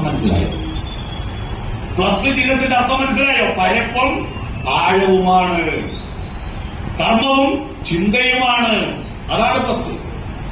അത് പ്ലസ് ഉണ്ടാക്കണം. അത് ഗാന്ധിയാണ് ചെയ്തത്. ഗാന്ധിയും ശ്രീനാരായണ ഗുരുവും രവീന്ദ്രനാഥ ടാഗോറും ഇവർ പരസ്പരം പൂർണ്ണതകളായിരുന്നു ഭാരതത്തിലെ. ഒരാൾ രാഷ്ട്രസങ്കല്പത്തിന്റെ പൂർണ്ണത, മറ്റൊരാൾ ആധ്യാത്മിക സങ്കല്പത്തിന്റെ പൂർണ്ണത, മറ്റൊരാൾ കാവ്യസങ്കല്പത്തിന്റെ പൂർണ്ണത. പക്ഷെ ഇത് മൂന്നും പരസ്പര പൂരിതമാണ്. ഗുരുദേവനെ ടാഗോർ കണ്ടപ്പോ ഗുരുദേവന്റെ പൂർണ്ണത ടാഗോറിലേക്കും ടാഗോറിന്റെ പൂർണ്ണത ഗുരുദേവനിലേക്കും വന്നു. പക്ഷേ ആ പൂർണ്ണത അങ്ങോട്ട് കൊടുത്താലും ഈ പൂർണ്ണത പൂർണ്ണതയായി തന്നെ അവശേഷിച്ചു. അല്ലെ? അത് പൂർണ്ണമായിരുന്നു. ടാഗോർ പൂർണ്ണമാണ്, ഗാന്ധിയും പൂർണ്ണമാണ്, ഗുരുദേവനും പൂർണ്ണമാണ്. പൂർണ്ണമത പൂർണ്ണമിതം പൂർണ്ണമുദച്യുതേ. ആ പൂർണ്ണതയിൽ നിന്ന് ഈ പൂർണ്ണതയുണ്ടാവുന്നു. ഇത് പരസ്പര പൂരിതമാണ്. ഒരു പൂർണ്ണതയിൽ നിന്ന് മറ്റൊരു പൂർണ്ണത എന്ന് പുറത്തേക്ക് വന്നാൽ പൂർണ്ണസ്യ പൂർണ്ണമാതായ ആ പൂർണ്ണത ഇല്ലാതാവുന്നുണ്ടോ? ചിലന്തി പൂർണ്ണമാണ്, ചിലന്തി വലയും പൂർണ്ണമാണ്. ചിലന്തിയിൽ നിന്ന് ചിലന്തി വലയാകുന്ന പൂർണ്ണത ഇങ്ങോട്ട് പോന്നാലും ചിലന്തിയാകുന്ന പൂർണ്ണത ബാക്കി നിൽക്കുമല്ലോ.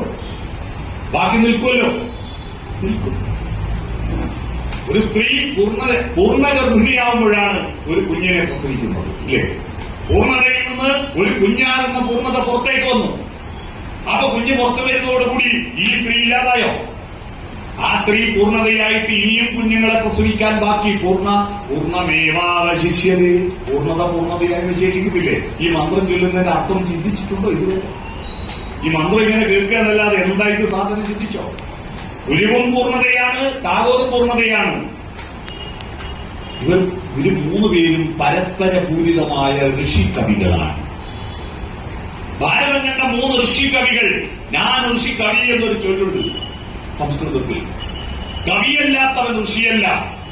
ഭാരതത്തിലെ ദൈവങ്ങളെയെല്ലാം തന്നത് കവികളല്ലേ? കവികളില്ലായിരുന്നുവെങ്കിൽ നമുക്ക് ദൈവത്തെ കിട്ടുമായിരുന്നു. ഇപ്പോ ദൈവം മതി, കവിത വേണ്ട, അല്ലേ? ഇപ്പൊ ദൈവം മതി, കവിത വേണ്ട. കവിത വായിക്കുന്നവർ, പഴയതല്ലാതെ പുതിയ കവിത വായിക്കുന്നവരുണ്ടോ ഇവിടെ? നിങ്ങൾ കവിത വായിക്കാതെ ദൈവത്തിന്റെ അടുത്തേക്ക് പോകുന്നുണ്ടെങ്കിൽ രാമായണം കവിതയാണ്. മലയാള ഭാഷയുണ്ടായത് ആദ്യം പാട്ടിൽ നിന്നാണ്.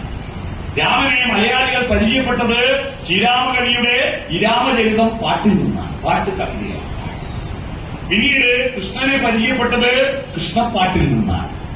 പിന്നീട് ആധ്യാത്മിക ദർശനങ്ങൾ പരിചയപ്പെട്ടത് കിളിപ്പാട്ടിൽ നിന്നാണ്. അല്ലെ?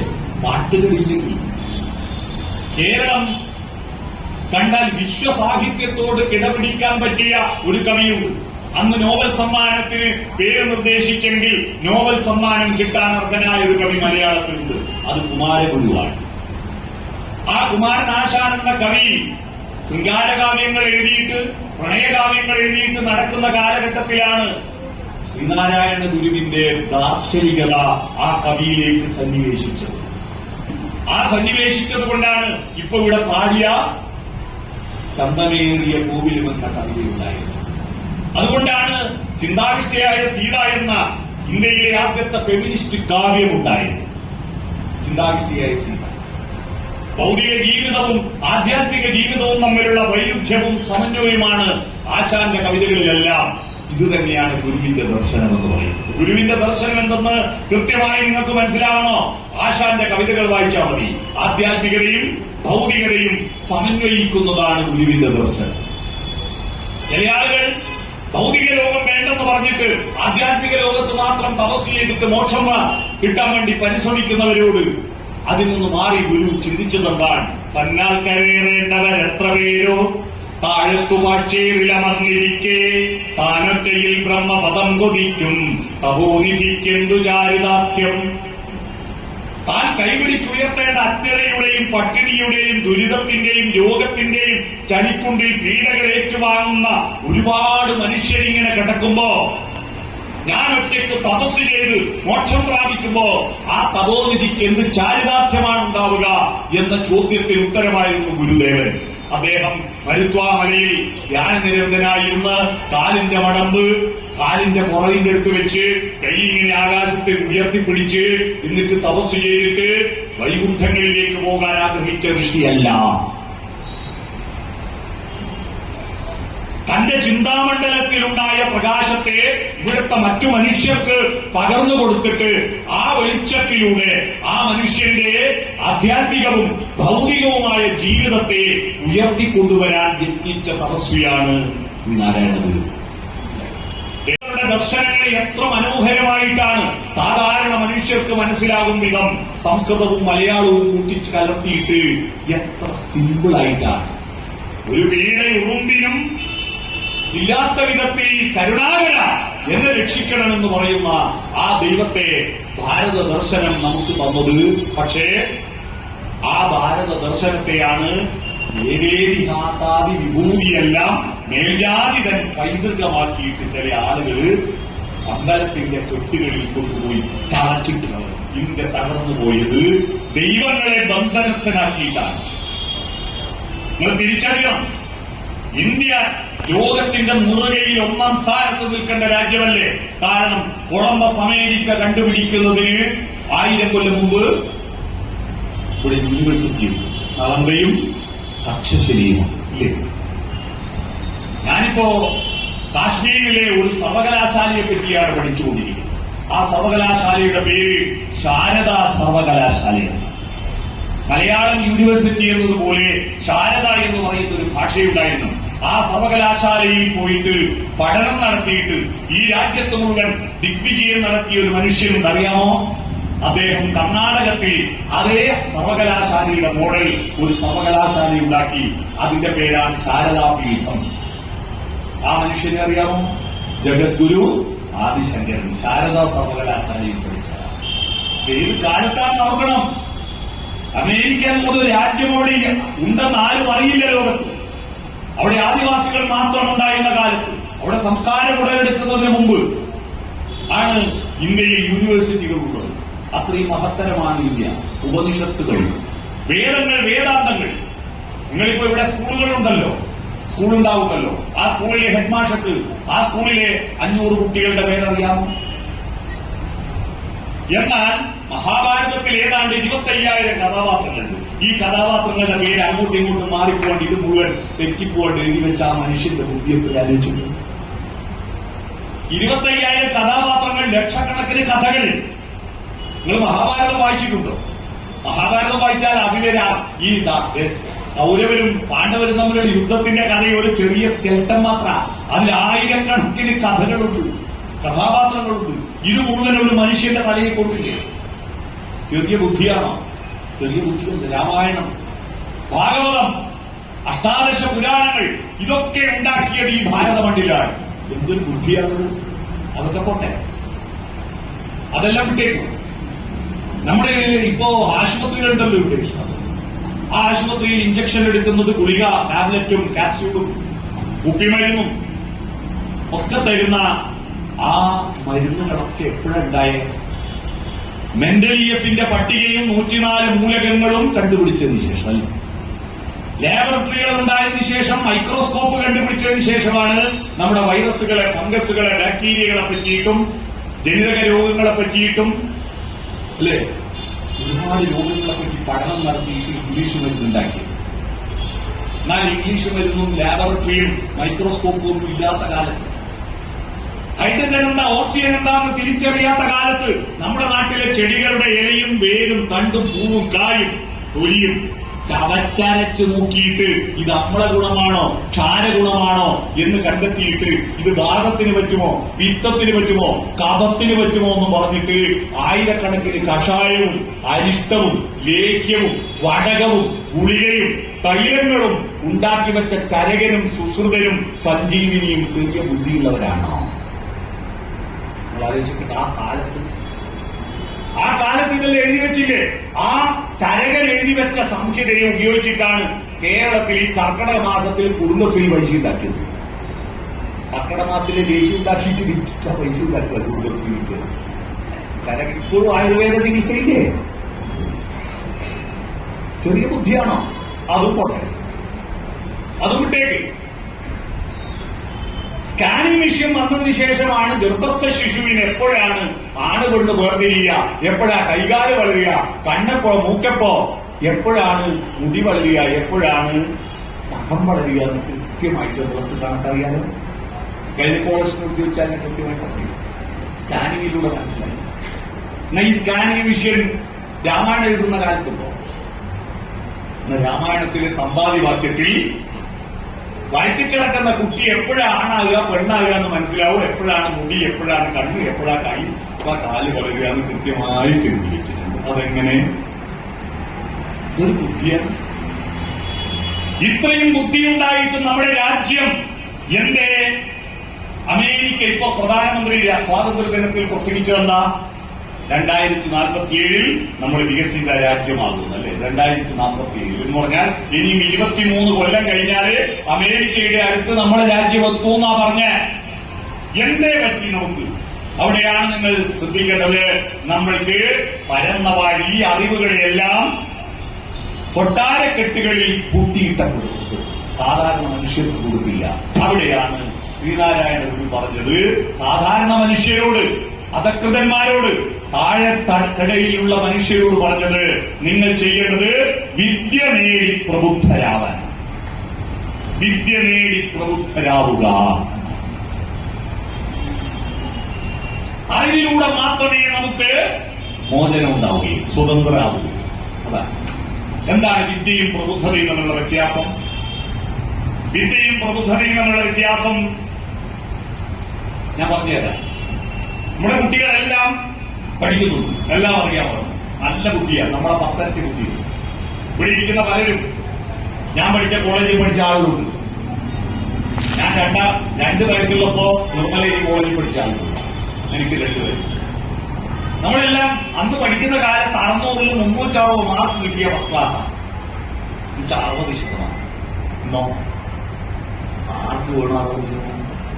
A+90, A 80, B+70, B 60% പറഞ്ഞാൽ വെറും ബി മാത്ര. ഏതൊരു കുട്ടിയുണ്ടോ ബി മാത്രമുള്ള കുട്ടി? ഒരു വിഷയത്തിൽ A+ നഷ്ടപ്പെട്ടാൽ മതി, ബാക്കി എല്ലാത്തിലും തോന്നുന്നുണ്ട്. ഒരു വിഷയത്തിൽ 89 പോയി, അപ്പുറത്തെ രമേശൻ ചോദിക്കും A+ ഇല്ലേ, ഈ തോറ്റുപോയോ കണ്ണവട്ടില്ല. ഈ ചോദിക്കുന്ന രമേശൻ പണ്ട് 210 കിട്ടാത്ത തോറ്റ വിദ്വാനായി. മനസ്സിലായി? എന്തൊരു ബുദ്ധിയാണ് നമ്മുടെ കുട്ടികൾ. പക്ഷെ ഈ ബുദ്ധിയൊക്കെ ഉണ്ടായിട്ടും അവർ ഇതുവരെ, ഞാൻ ഒരുപാട് വിദ്യാലയങ്ങളിലായി പോയി ചോദിക്കുന്നു, ഇതുവരെ ഒരു കുട്ടിക്കും ആഴ്ചക്ക് എന്താ 7 ദിവസം ഇതുവരെ ചോദിച്ചിട്ടില്ല. ആഴ്ച 7 ദിവസമാണ് ആഴ്ചക്ക് 7 അറിയാം. അതെങ്ങനെയാ 7ന്റെ കണക്ക് പോകുമെന്ന് അറിയാം. എങ്ങനെയാണ് മണിക്കൂറിന് 60 മിനിറ്റ് എന്നുണ്ടായെന്ന് ചോദിച്ചിട്ടില്ല. എന്താണ് ഒരു ദിവസത്തിൽ 24 മണിക്കൂറെന്ന് ചിന്തിച്ചിട്ടില്ല. ഭാരതത്തിന്റെ ദേശീയ ചിഹ്നം അശോകസ്തംഭമാണെന്ന് പറഞ്ഞു. പക്ഷേ അശോകസ്തംഭത്തിന്റെ അർത്ഥം എന്താണ്, അശോകൻ സ്ഥാപിച്ച 4 സിംഹങ്ങളുടെ അർത്ഥം എന്താണെന്ന് ഒരു ഹിസ്റ്ററി മാഡം പറഞ്ഞു കൊടുത്തിട്ടില്ല, ഒരു കുട്ടിയും ചോദിച്ചിട്ടില്ല. ചോദ്യം ചോദിക്കുമ്പോൾ അധിവ്യാപനം നടത്തുമ്പോഴാണ് ഗുരു ഉണ്ടാവുന്നത്. ശ്രീനാരായണൻ ഗുരുവായത് എങ്ങനെയാണ്? രണ്ടർത്ഥമുണ്ട് ഗുരുവിന്. ഒന്ന് ഗും രുഗ്യതേ ഇതി ഗുരു. ഗും ഇരുട്ട് പ്രവേശിക്കുന്നത് തടയുന്നവൻ. മനുഷ്യൻ വെളിച്ചവുമായിട്ട് ജനിച്ചവൻ. മറ്റ് ജീവജാലങ്ങൾക്കെല്ലാം ഒന്നിനുമില്ലാത്ത ഒരു പ്രത്യേകത മനുഷ്യനുണ്ട്. ജനിക്കുമ്പോ അവന്റെ ആന്തരികമായ ഒരു പ്രകാശമുണ്ട്. ആ പ്രകാശത്തിൽ മൃഗതൃഷ്ണകളാകുന്ന അന്ധകാരം പ്രവേശിക്കുന്നത് തടയുന്നവൻ ഗുരു. രണ്ടാമത്തത് ഈ തലമുറയുടെ അതിവ്യാപനം നടത്താൻ പ്രേരിപ്പിക്കുന്നവനാണ് ഗുരു. അധ്യാപകൻ എന്ന് അങ്ങനെയാണ് ഗുരുവിന് പേര്. എന്താ അധ്യാപകൻ? അതി എന്ന് പറഞ്ഞ പ്ലസ്. 2024 അതിവർഷമാണ്. എന്തുകൊണ്ടാ?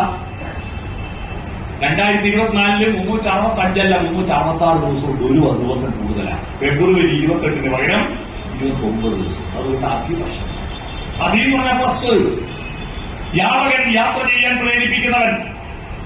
അതിവ്യാപകൻ നിലവിലുള്ള അറിവിൽ പാഠപുസ്തകത്തിലെ അറിവിനേക്കാൾ ഗുരുനാഥന്മാർ പറഞ്ഞു കൊടുക്കുന്ന അറിവിനേക്കാൾ അതിവ്യാപനം നടത്താൻ പ്രേരിപ്പിക്കുന്നവനാണ് അധ്യാപകൻ. ആ അധ്യാപകരിൽ നിന്ന് അതിവ്യാപനം നടത്താൻ പഠിച്ചില്ലായിരുന്നുവെങ്കിൽ നമ്മുടെ നാട് തുടങ്ങിയെടുത്ത് നിൽക്കുന്നുണ്ടാവും. ഇതാ പറ്റിയത്. ചോദ്യം ചോദിച്ചില്ല, ക്ലാസ് നടത്തിയില്ല. ഗുരുനാഥന്മാര് പറയുന്നത് മാത്രം കേട്ട് പഠിച്ചിരുന്നുവെങ്കിൽ ലോകം തുടങ്ങിയെടുത്ത് നിൽക്കും. അതിനപ്പുറത്തേക്ക് ചോദ്യങ്ങൾ ചോദിക്കാൻ അലക്സാണ്ടർ ഗ്രഹാം ബെൽ അതിവ്യാപനം നടത്തിയത് കൊണ്ടാണ് ഈ മൈക്രോഫോണും ഈ മൊബൈൽ ഫോണും ഉണ്ടായത്. മനസ്സിലായി? ഇല്ലെങ്കിൽ നമുക്ക് ഇത് കിട്ടുമോ? തോമസ് ആൽവ എഡിസൺ അതിവ്യാപനം നടത്തിയത് കൊണ്ടാണ് ഈ ബൾബ് കത്തുന്നത്. ബൾബ് കണ്ടുപിടിച്ചത്, ഈ വാച്ച് കണ്ടുപിടിച്ചത്, ഈ പേന കണ്ടുപിടിച്ചത്, ഈ കടലാസ് കണ്ടുപിടിച്ചത്, അച്ചടി കണ്ടുപിടിച്ചത്, സിമന്റ് കണ്ടുപിടിച്ചത്, ഫാന് കണ്ടുപിടിച്ചത്, കാർ കണ്ടുപിടിച്ചതെല്ലാം ഗുരുനാഥനപ്പുറത്ത് അതിവ്യാപനം നടത്താൻ വിദ്യ നേടി പ്രബുദ്ധരായ മനുഷ്യരാണ്. നമ്മുടെ രാജ്യത്ത് വിദ്യ അറിയാമായിരുന്നു എല്ലാവർക്കും, പക്ഷെ പ്രബുദ്ധതയില്ലായിരുന്നു. അതുകൊണ്ടാണ് നമ്മുടെ രാജ്യം പുറകോട്ട് പോയത്. ഈ ഹാളിൽ നമ്മൾ കണ്ടുപിടിച്ചെന്ന് കൊണ്ടുവന്നു. ഈ ഹാളിൽ ഈ പറഞ്ഞ ഏതെങ്കിലും ഇന്ത്യക്കാരെ കണ്ടുപിടിച്ചാണോ? എല്ലാം വിദേശികൾ കണ്ടുപിടിച്ച. അവർ വിദ്യ നേടി പ്രബുദ്ധരായി. നമ്മള് വിദ്യയിൽ വിലയം പ്രാപിച്ചു. ഒരു ഇഞ്ചി മുന്നോട്ട് പോയില്ല. കൊട്ടാരം കെട്ടുകളിൽ, പുസ്തക കൂമ്പാരങ്ങളിൽ കുടുങ്ങിക്കിടന്നു വിദ്യ. വേദേതിഹാസാദി വിഭൂതിയെല്ലാം മേൽജാതിയുടെ പൈതൃകമായി. അവരൊരു പണിയെടുത്തില്ല. എന്നാൽ പണിയെടുക്കുന്ന താഴത്തെ തട്ടിലുള്ള ജാതി വിഭാഗങ്ങൾക്ക് അറിവ് കൊടുത്തില്ല. അറിവുള്ളവൻ പണിയെടുത്തില്ല, പണിയെടുക്കുന്നവൻ അറിവില്ല. ഇതാ ഇന്ത്യ തകർന്നു. അറിവുള്ളവൻ ഒരു പണിയെടുക്കില്ല, പണിയെടുക്കുന്നവനോ? നമ്പ്യാളും നായരും അക്ഷരം പഠിച്ചാൽ ഈയ ഒരുക്കി ഒഴിക്കണം ചെവിയിലെന്ന. ശൂദ്രൻ അക്ഷരം കേട്ടാൽ അവന്റെ ചെവിയിൽ ഈയ ഒരുക്കി ഒഴിക്കണം. അപ്പൊ ബാക്കിയുള്ള ജാതിക്കാരൻ കഥയെന്താ? ശൂദ്രൻ അക്ഷര സംയുക്ത ദൂരതപ്പരിവർത്തിയെ ദൂരപേക്ഷിക്കണം. അവിടെയാണ് ദേവാലയങ്ങളെ പോലെ തന്നെ വിദ്യാലയങ്ങളും ഉണ്ടാക്കാൻ ഗുരു ആഹ്വാനം ചെയ്തത്. ദേവാലയങ്ങളെ പോലെ വിദ്യാലയങ്ങൾ ഉണ്ടാക്കാൻ അറിവ് വേണം. അറിവാണ് നമ്മളെ സ്വതന്ത്രരാക്കുന്നത്. പഠിക്കണം, അന്വേഷിക്കണം. എപ്പോ? സ്കൂളിൽ പോകുമ്പോ അല്ല. നിങ്ങൾ ശ്രീനാരായണീയരാവുന്നത് എപ്പോഴാ? നിങ്ങൾ ശ്രീനാരായണീയരാവുന്നത് നിങ്ങൾ മരണം വരെ പഠിച്ചുകൊണ്ടിരിക്കുമ്പോഴാണ്. വാദിക്കാനും ജയിക്കുവാനുമല്ല, അറിയാനും അറിയിക്കുവാനും പരിശ്രമിച്ചുകൊണ്ടിരിക്കുമ്പോഴാണ് നിങ്ങൾ ശ്രീനാരായണീയരാവുന്നത്. നമ്മുടെ ഒരു ശീലം എന്താ? വിവാഹം കഴിഞ്ഞാൽ പിന്നെ വായിക്കാൻ പാടില്ല. ഞാനിപ്പോ 10 രൂപ തരാം. വിവാഹത്തിന് ശേഷം ഒരു 3 പുസ്തകമെങ്കിലും വായിച്ച് എത്രയായിരുന്നു കൊടുത്ത് കൈമുട്ടി? 1, 2, 3, 4 ഒരു 10 രൂപ ആയിട്ട് ഭാഗ്യം. കേരളത്തിൽ ഇത്രയുണ്ടല്ല. ബോംബെയിൽ പിന്നെയും വായിക്കുന്നുണ്ട്.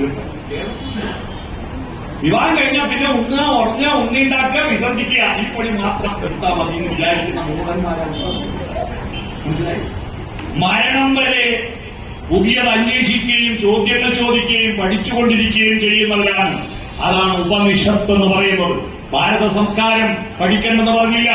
ഈ വേദേതിഹാസാദികളെല്ലാം മേൽജാതി മാത്രം പഠിച്ചാൽ മതിയെന്ന് ഭാരത സംസ്കാരം ആരോടും പറഞ്ഞിട്ടില്ല. പിന്നെ വന്ന ഈ തന്ത്രിമാര്, ഈ പുരോഹിത മേധാവിത്വമാണ് ഇതിനെ മുഴുവൻ പിടിച്ചുവെച്ചത്. ഉപനിഷത്ത് എന്ന് പറയുന്നത് ഒരുമിച്ചിരുന്ന് ചർച്ച ചെയ്യലാണ്, ചോദ്യം ചോദിക്കലാണ്. എന്താ ഉപനിഷത്ത്? ഉപ എന്ന് പറഞ്ഞ ഉപവിഷ്ടരാവുക. ഇതൊരു ഉപനിഷത്ത. നമ്മളെല്ലാം അടുത്തിരുന്നില്ലേ? ഉപവിഷ്ടരായില്ലേ? എന്നിട്ട് സത്യത്തെ പറ്റി ചിന്തിക്കുക. നിസ്സത്ത്, വിശേഷ സത്യം, ആത്യന്തികമായ ഒരു സത്യമുണ്ട്. ആ സത്യത്തിലേക്ക് യാത്ര ചെയ്യാനാണ് മനുഷ്യനെ ഈ ഭൂമിയിലേക്ക് അയച്ചത്. ആ സത്യം ആണ് നമ്മുടെ ലക്ഷ്യം. അതിന്റെ മാർഗമാണ് ജ്ഞാനം. അതിലൂടെ ലഭിക്കുന്ന ആനന്ദമാണ് മനുഷ്യന്റെ ആനന്ദം. അതുകൊണ്ടാണ് നീ സത്യം, ജ്ഞാനം, ആനന്ദം. മനസ്സിലായി? നീ സത്യം, ജ്ഞാനം, ആനന്ദം. സത്യാന്വേഷണ പരീക്ഷണമാണ് എന്റെ ജീവിതമെന്ന് ഗാന്ധി പറഞ്ഞത്. എന്റെ ജീവിതം എന്ന് പറയുന്നത് സത്യം. ആ സത്യത്തെ പറ്റി അന്വേഷിച്ചത് കൊണ്ടാണ് ഇത്രയും വളർന്നത്. നമ്മൾ ഈ കണ്ട സത്യത്തിന് അപ്പുറത്തെന്തോ സത്യമുണ്ടെന്ന് അന്വേഷിച്ചു. സൂര്യൻ കിഴക്ക് നിന്ന് ഉദിക്കുന്നു, പടിഞ്ഞാറ് അസ്തമിക്കുന്നു. സത്യമല്ലേ? അല്ല, സൂര്യൻ ഉദിക്കുന്നില്ല, അസ്തമിക്കുന്നില്ല. നമ്മൾ കറക്കുന്നതുകൊണ്ട് തോന്നാറുള്ള സത്യം പഠിച്ചില്ലേ? രാഹു എന്ന പാമ്പ് വന്നിട്ട് ചന്ദ്രനെ വിഴുങ്ങും, സൂര്യനെ വിഴുങ്ങും. അപ്പൊ സൂര്യഗ്രഹണം, ചന്ദ്രഗ്രഹണം ഉണ്ടാവുമെന്ന് നമ്മളെ പഠിപ്പിച്ചില്ലേ? അന്ന് സത്യമായിരുന്നു. പക്ഷെ പിന്നെ അത് അബദ്ധമാണെന്ന് മനസ്സിലായില്ലേ? രാഹു അല്ല. എങ്ങനെയാ? ചന്ദ്രന്റെ നിഴല് മറന്നുകൊണ്ട് സൂര്യനെ കാണാതാകുന്നതാണ് സൂര്യഗ്രഹണം. ഭൂമിയുടെ നിഴല് ചന്ദ്രനിൽ പതിയുന്നതാണ് ചന്ദ്രഗ്രഹണം. സത്യം, നിശേഷ സത്യം. അർദ്ധസത്യങ്ങൾ, അപൂർണ സത്യങ്ങൾ, അസത്യങ്ങൾ 1,00,000 കൂട്ടിവെച്ചാലും ഒരു കൊച്ചു സത്യത്തിന്റെ അടുത്തെത്തില്ല. രാത്രിയിൽ 1,00,000 നക്ഷത്രങ്ങൾ ആകാശത്തില്ലേ? ഇല്ലേ? എന്നിട്ടും നമുക്ക് വെളിച്ചം കിട്ടാൻ LED-യും CFL ബൾബും ഉണ്ട്. എന്നാ പകലോ ഒറ്റ നക്ഷത്രമല്ലേ ഉള്ളൂ ആകാശം. എന്നിട്ട് നമുക്ക് എല്ലാവരും വെളിച്ചം കിട്ടുന്ന ഒന്നുകൊണ്ടാ. രാത്രിയിലെ നക്ഷത്രങ്ങൾ നമ്മൾ സത്യത്തിൽ നിന്ന് വളരെ വളരെ അകലെയാണ്. എന്നാ പകലോ സത്യത്തോട് നമ്മൾ അടുത്താണ്. സൂര്യനോട് നമ്മൾ അടുത്തായതുകൊണ്ടാണ് നമുക്ക് വെളിച്ചം കിട്ടുന്നത്. പ്രപഞ്ചം മുഴുവൻ വെളിച്ചം നൽകാൻ പകലിനെന്നേ വിളക്കുള്ളൂ. 1,00,000 നക്ഷത്ര ദീപങ്ങൾ കൊളുത്തി സ്വപ്നം കാണുന്നു രാത്രി. വെളിച്ചം സ്വപ്നം കാണുന്നു രാത്രി. അദ്വൈതം ജനിച്ച നാട്ടിൽ. എന്താ അദ്വൈതം? ആദിശങ്കരൻ ജനിച്ച നാട്ടിൽ 1000 ജാതികൾ, 1000 മതങ്ങൾ, 1000 ദൈവങ്ങൾ. എന്നൊരു പാട്ടില്ലേ? അതിന് വരികയാണിത്. അദ്വൈതമാണ്. നേരത്തെ ഇവിടെ പാടിയ പാട്ടിൽ അദ്വൈതമുണ്ട്. നീയല്ലോ സൃഷ്ടിജാലവും, സൃഷ്ടിയും സൃഷ്ടിജാലവും സൃഷ്ടിക്കുള്ള സാമഗ്രിയുമായതും നീ തന്നെ. സൃഷ്ടി വേറെയും സൃഷ്ടാവ് വേറെയില്ല, എല്ലാം ഒന്നാ. അത് അദ്വൈതം. രണ്ടില്ല. ഈ അദ്വൈതത്തെ ഇത്രയും മനോഹരമായി ലോകത്തിന്റെ മുന്നിൽ അവതരിപ്പിക്കാൻ ശ്രീനാരായണനല്ലാതെ മറ്റാർക്ക് കഴിയും? നീ തന്നെ, ഞാൻ തന്നെ, നീ തന്നെ. രണ്ടും ഒന്നുണ്ട്. അതാണ് ഉദാരകാരുണി ശ്വേതകേതുവിനോട് പറഞ്ഞു കൊടുത്തത്. ഞാൻ ആരാണ്, ഞാൻ എവിടുന്നാ വന്ന്, ഞാൻ എങ്ങോട്ടാ പോകുന്നത് എന്ന ചോദ്യത്തിന് മറുപടിയായി ഉദാരകാരുണി പറഞ്ഞു കൊടുത്തത് പല പർവ്വതങ്ങളിൽ പെയ്ത മഴത്തുള്ളി ഒഴുകി കടലിലെത്തിയാൽ ആ കടലിലെ ഒരു തുള്ളി വെള്ളത്തിന് പറയാൻ കഴിയുമോ താൻ ഏത് പർവ്വതത്തിൽ പെയ്ത മഴത്തുള്ളിയാണെന്ന്? ഹേ ശ്വേതകേതു തത്വമസി. ആ മഴത്തുള്ളി നീയാകും. ഈ തത്വമസിയാണ് ദർശനം. അതാണ് 18ാം പടി കയറി ഭഗവാനെ തൊഴുമ്പോ അവിടെ എഴുതി വെച്ചിട്ടുണ്ട്. എന്ത്? തത്വമസി. ദർശനം. മനസ്സിലായോ? മനുഷ്യൻ മനുഷ്യനാവുന്നത് പുറത്തെ കണ്ണുകൊണ്ടല്ല, അകക്കണ്ണുകൊണ്ടാണ്. ഉള്ളിലേക്കൊരു കണ്ണുണ്ട്. ചിന്തയാം മണിമന്ദിരത്തിൽ വിളങ്ങുന്ന ആ കണ്ണുള്ളവർക്ക് ചിന്തയാം മണിമന്ദിരത്തിൽ വിളങ്ങുന്ന ഈശ്വരനെ കാണാൻ പറ്റും. പുറത്തുപോയിട്ട് 1000 വിഗ്രഹങ്ങളെ കണ്ടാലും 1000 ക്ഷേത്രങ്ങളിൽ പോയി തൊഴുതാലും നിങ്ങൾക്ക് ആധ്യാത്മികതയുടെ തത്വം എന്തെന്ന് തിരിച്ചറിയില്ല. അതിനെന്ത് വേണം? അകത്തോട്ട് കണ്ടു വേണം. ഈശ്വരനെ തേടി ഞാൻ അലഞ്ഞു, കടലുകൾ കടന്നു ഞാൻ തിരഞ്ഞു. അവിടെയും ഇല്ലീശ്വരൻ, ഇവിടെയും ഇല്ലീശ്വരൻ, എവിടാണെന്റെ ഈശ്വരന്റെ വാസം. ഒരു പാട്ട് കേട്ടില്ലേ? ഗുരു പറഞ്ഞു തന്നു എവിടെയാ ഈശ്വരൻ. കൃത്യമായി പറഞ്ഞു, കട്ട് ആൻഡ് റൈറ്റ് ആയിട്ട്. ഒരുപാട് പ്രതിഷ്ഠ നടത്തിയ ഗുരു പറഞ്ഞു ഇനി അമ്പലം വേണ്ട. അവസാനത്തെ പ്രതിഷ്ഠയേടാ? കണ്ണാടിയാണ്. കണ്ണാടിയാണ്. നിന്റെ ഉള്ളിൽ ഈശ്വരനുണ്ട്, നിന്റെ ഉള്ളിൽ ഈശ്വരനുണ്ട്. പക്ഷെ ആ ഈശ്വരനെ നിന്റെ ഉള്ളിൽ ഇരിക്കണമെങ്കിൽ എന്മനം പൊന്നമ്പലം, ഈ ശ്രീനാരായണ മന്ദിരം നിങ്ങളുടെ ഹൃദയമാണ്. ശ്രീനാരായണ മന്ദിര സമിതി മനസ്സിലാക്കേണ്ടത് അമ്പലം എവിടെയാ? ഒരമ്പലത്തിലും പോയിട്ട് അമ്പലത്തിൽ ഇരിക്കുന്ന ദൈവത്തെ ഒരാളും തൊഴാറില്ല. ഉണ്ടോ? ഞാൻ തെളിവ് തരാം. നിങ്ങൾ അമ്പലത്തിൽ ഇരിക്കുന്ന ദൈവത്തെ തൊഴാറില്ല. കാരണം അമ്പലത്തിൽ ഇരിക്കുന്ന ദൈവമാണ് നമ്മളെക്കാൾ വലിയ ആളെന്നല്ലേ നമ്മൾ പറയുന്നത്. നമസ്തേ നമസ്തേ എന്നല്ലേ പറയുന്നത്. എന്താ നമസ്തേ എന്ന് പറഞ്ഞാൽ? ഞാൻ എന്ന് പറഞ്ഞാൽ നോമ അല്ല, മാ എന്ന് പറഞ്ഞാൽ ആരാ? ഞാനാ. അപ്പൊ നമാന്ന് പറഞ്ഞാലോ? ഞാനല്ല. പിന്നെ ആരാ? തേ. തേ എന്ന് പറഞ്ഞാൽ നീന. Not me but you. ഇതാണ് നമസ്തേ. എന്നേക്കാൾ ദൈവമേ നീയാണ് വലുത്, എന്റെ അടുക്കിൽ വന്നിരിക്കുന്ന ആളുകളാണ് വലുത്. അതുകൊണ്ടാണ് ഞാൻ വന്ന ആദ്യം പറഞ്ഞ വാക്ക് നമസ്തേന. അല്ലെ, നിങ്ങളാണ് വലുത്. അപ്പൊ ഞാനും നീയും. അപ്പൊ നീയല്ല, നീയാണോ വലുത്? അപ്പോ നമ്മൾ തൊഴുക എങ്ങനെയാ? ആരെയാ? കയ്യിലെ പ്രധാനപ്പെട്ടവരല്ല, പെരുകല്ല, ഇതല്ലേ ലൈക്കടിക്കുന്നവരല്ലേ? അപ്പൊ തൊഴുക എങ്ങനെയല്ലേ? ദൈവമല്ലേ വലിയ? അപ്പൊ പ്രധാനപ്പെട്ടവരല്ല അങ്ങോട്ട് ചൂണ്ടണ്ടേ? ഇങ്ങനെയാണ് തൊഴേണ്ടത് അല്ലേ? പക്ഷെ നമ്മൾ അങ്ങനെ തൊഴുന്നില്ല, ഇങ്ങനെയാണ്. അപ്പൊ ഇവിടെയാ ദൈവം?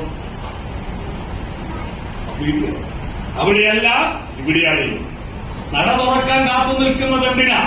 എല്ലാവരും കണ്ടില്ലേ? നട തുറക്കട്ടെ. ദൈവം എല്ലാം കാണുന്നവൻ, എല്ലായിടത്തുമുള്ള ദൈവം. ഈശാവാസ്യ ഉപനിഷത്ത് അത്ര സുന്ദരമായിട്ട് മലയാളത്തിലേക്ക് വ്യാഖ്യാനിച്ചത് ശ്രീനാരായണ ഗുരുവാണ്. ഈശാവാസ്യ ഉപനിഷത്ത്, ഈശാവാസ്യമിതം സർവം, എല്ലാറ്റിലും ഈശ്വരനുണ്ട്. ഇത് മനോഹരമായ ഒരു സിനിമാകാരനുണ്ട് മലയാളത്തിൽ. മണ്ണിലും പിന്നിലും തൂണിലും തുരുമ്പിലും ദൈവമിരിക്കുന്നു, അവൻ കരുണാമയനായി കാവൽ വിളക്കായി കരളിലിരിക്കുന്നു.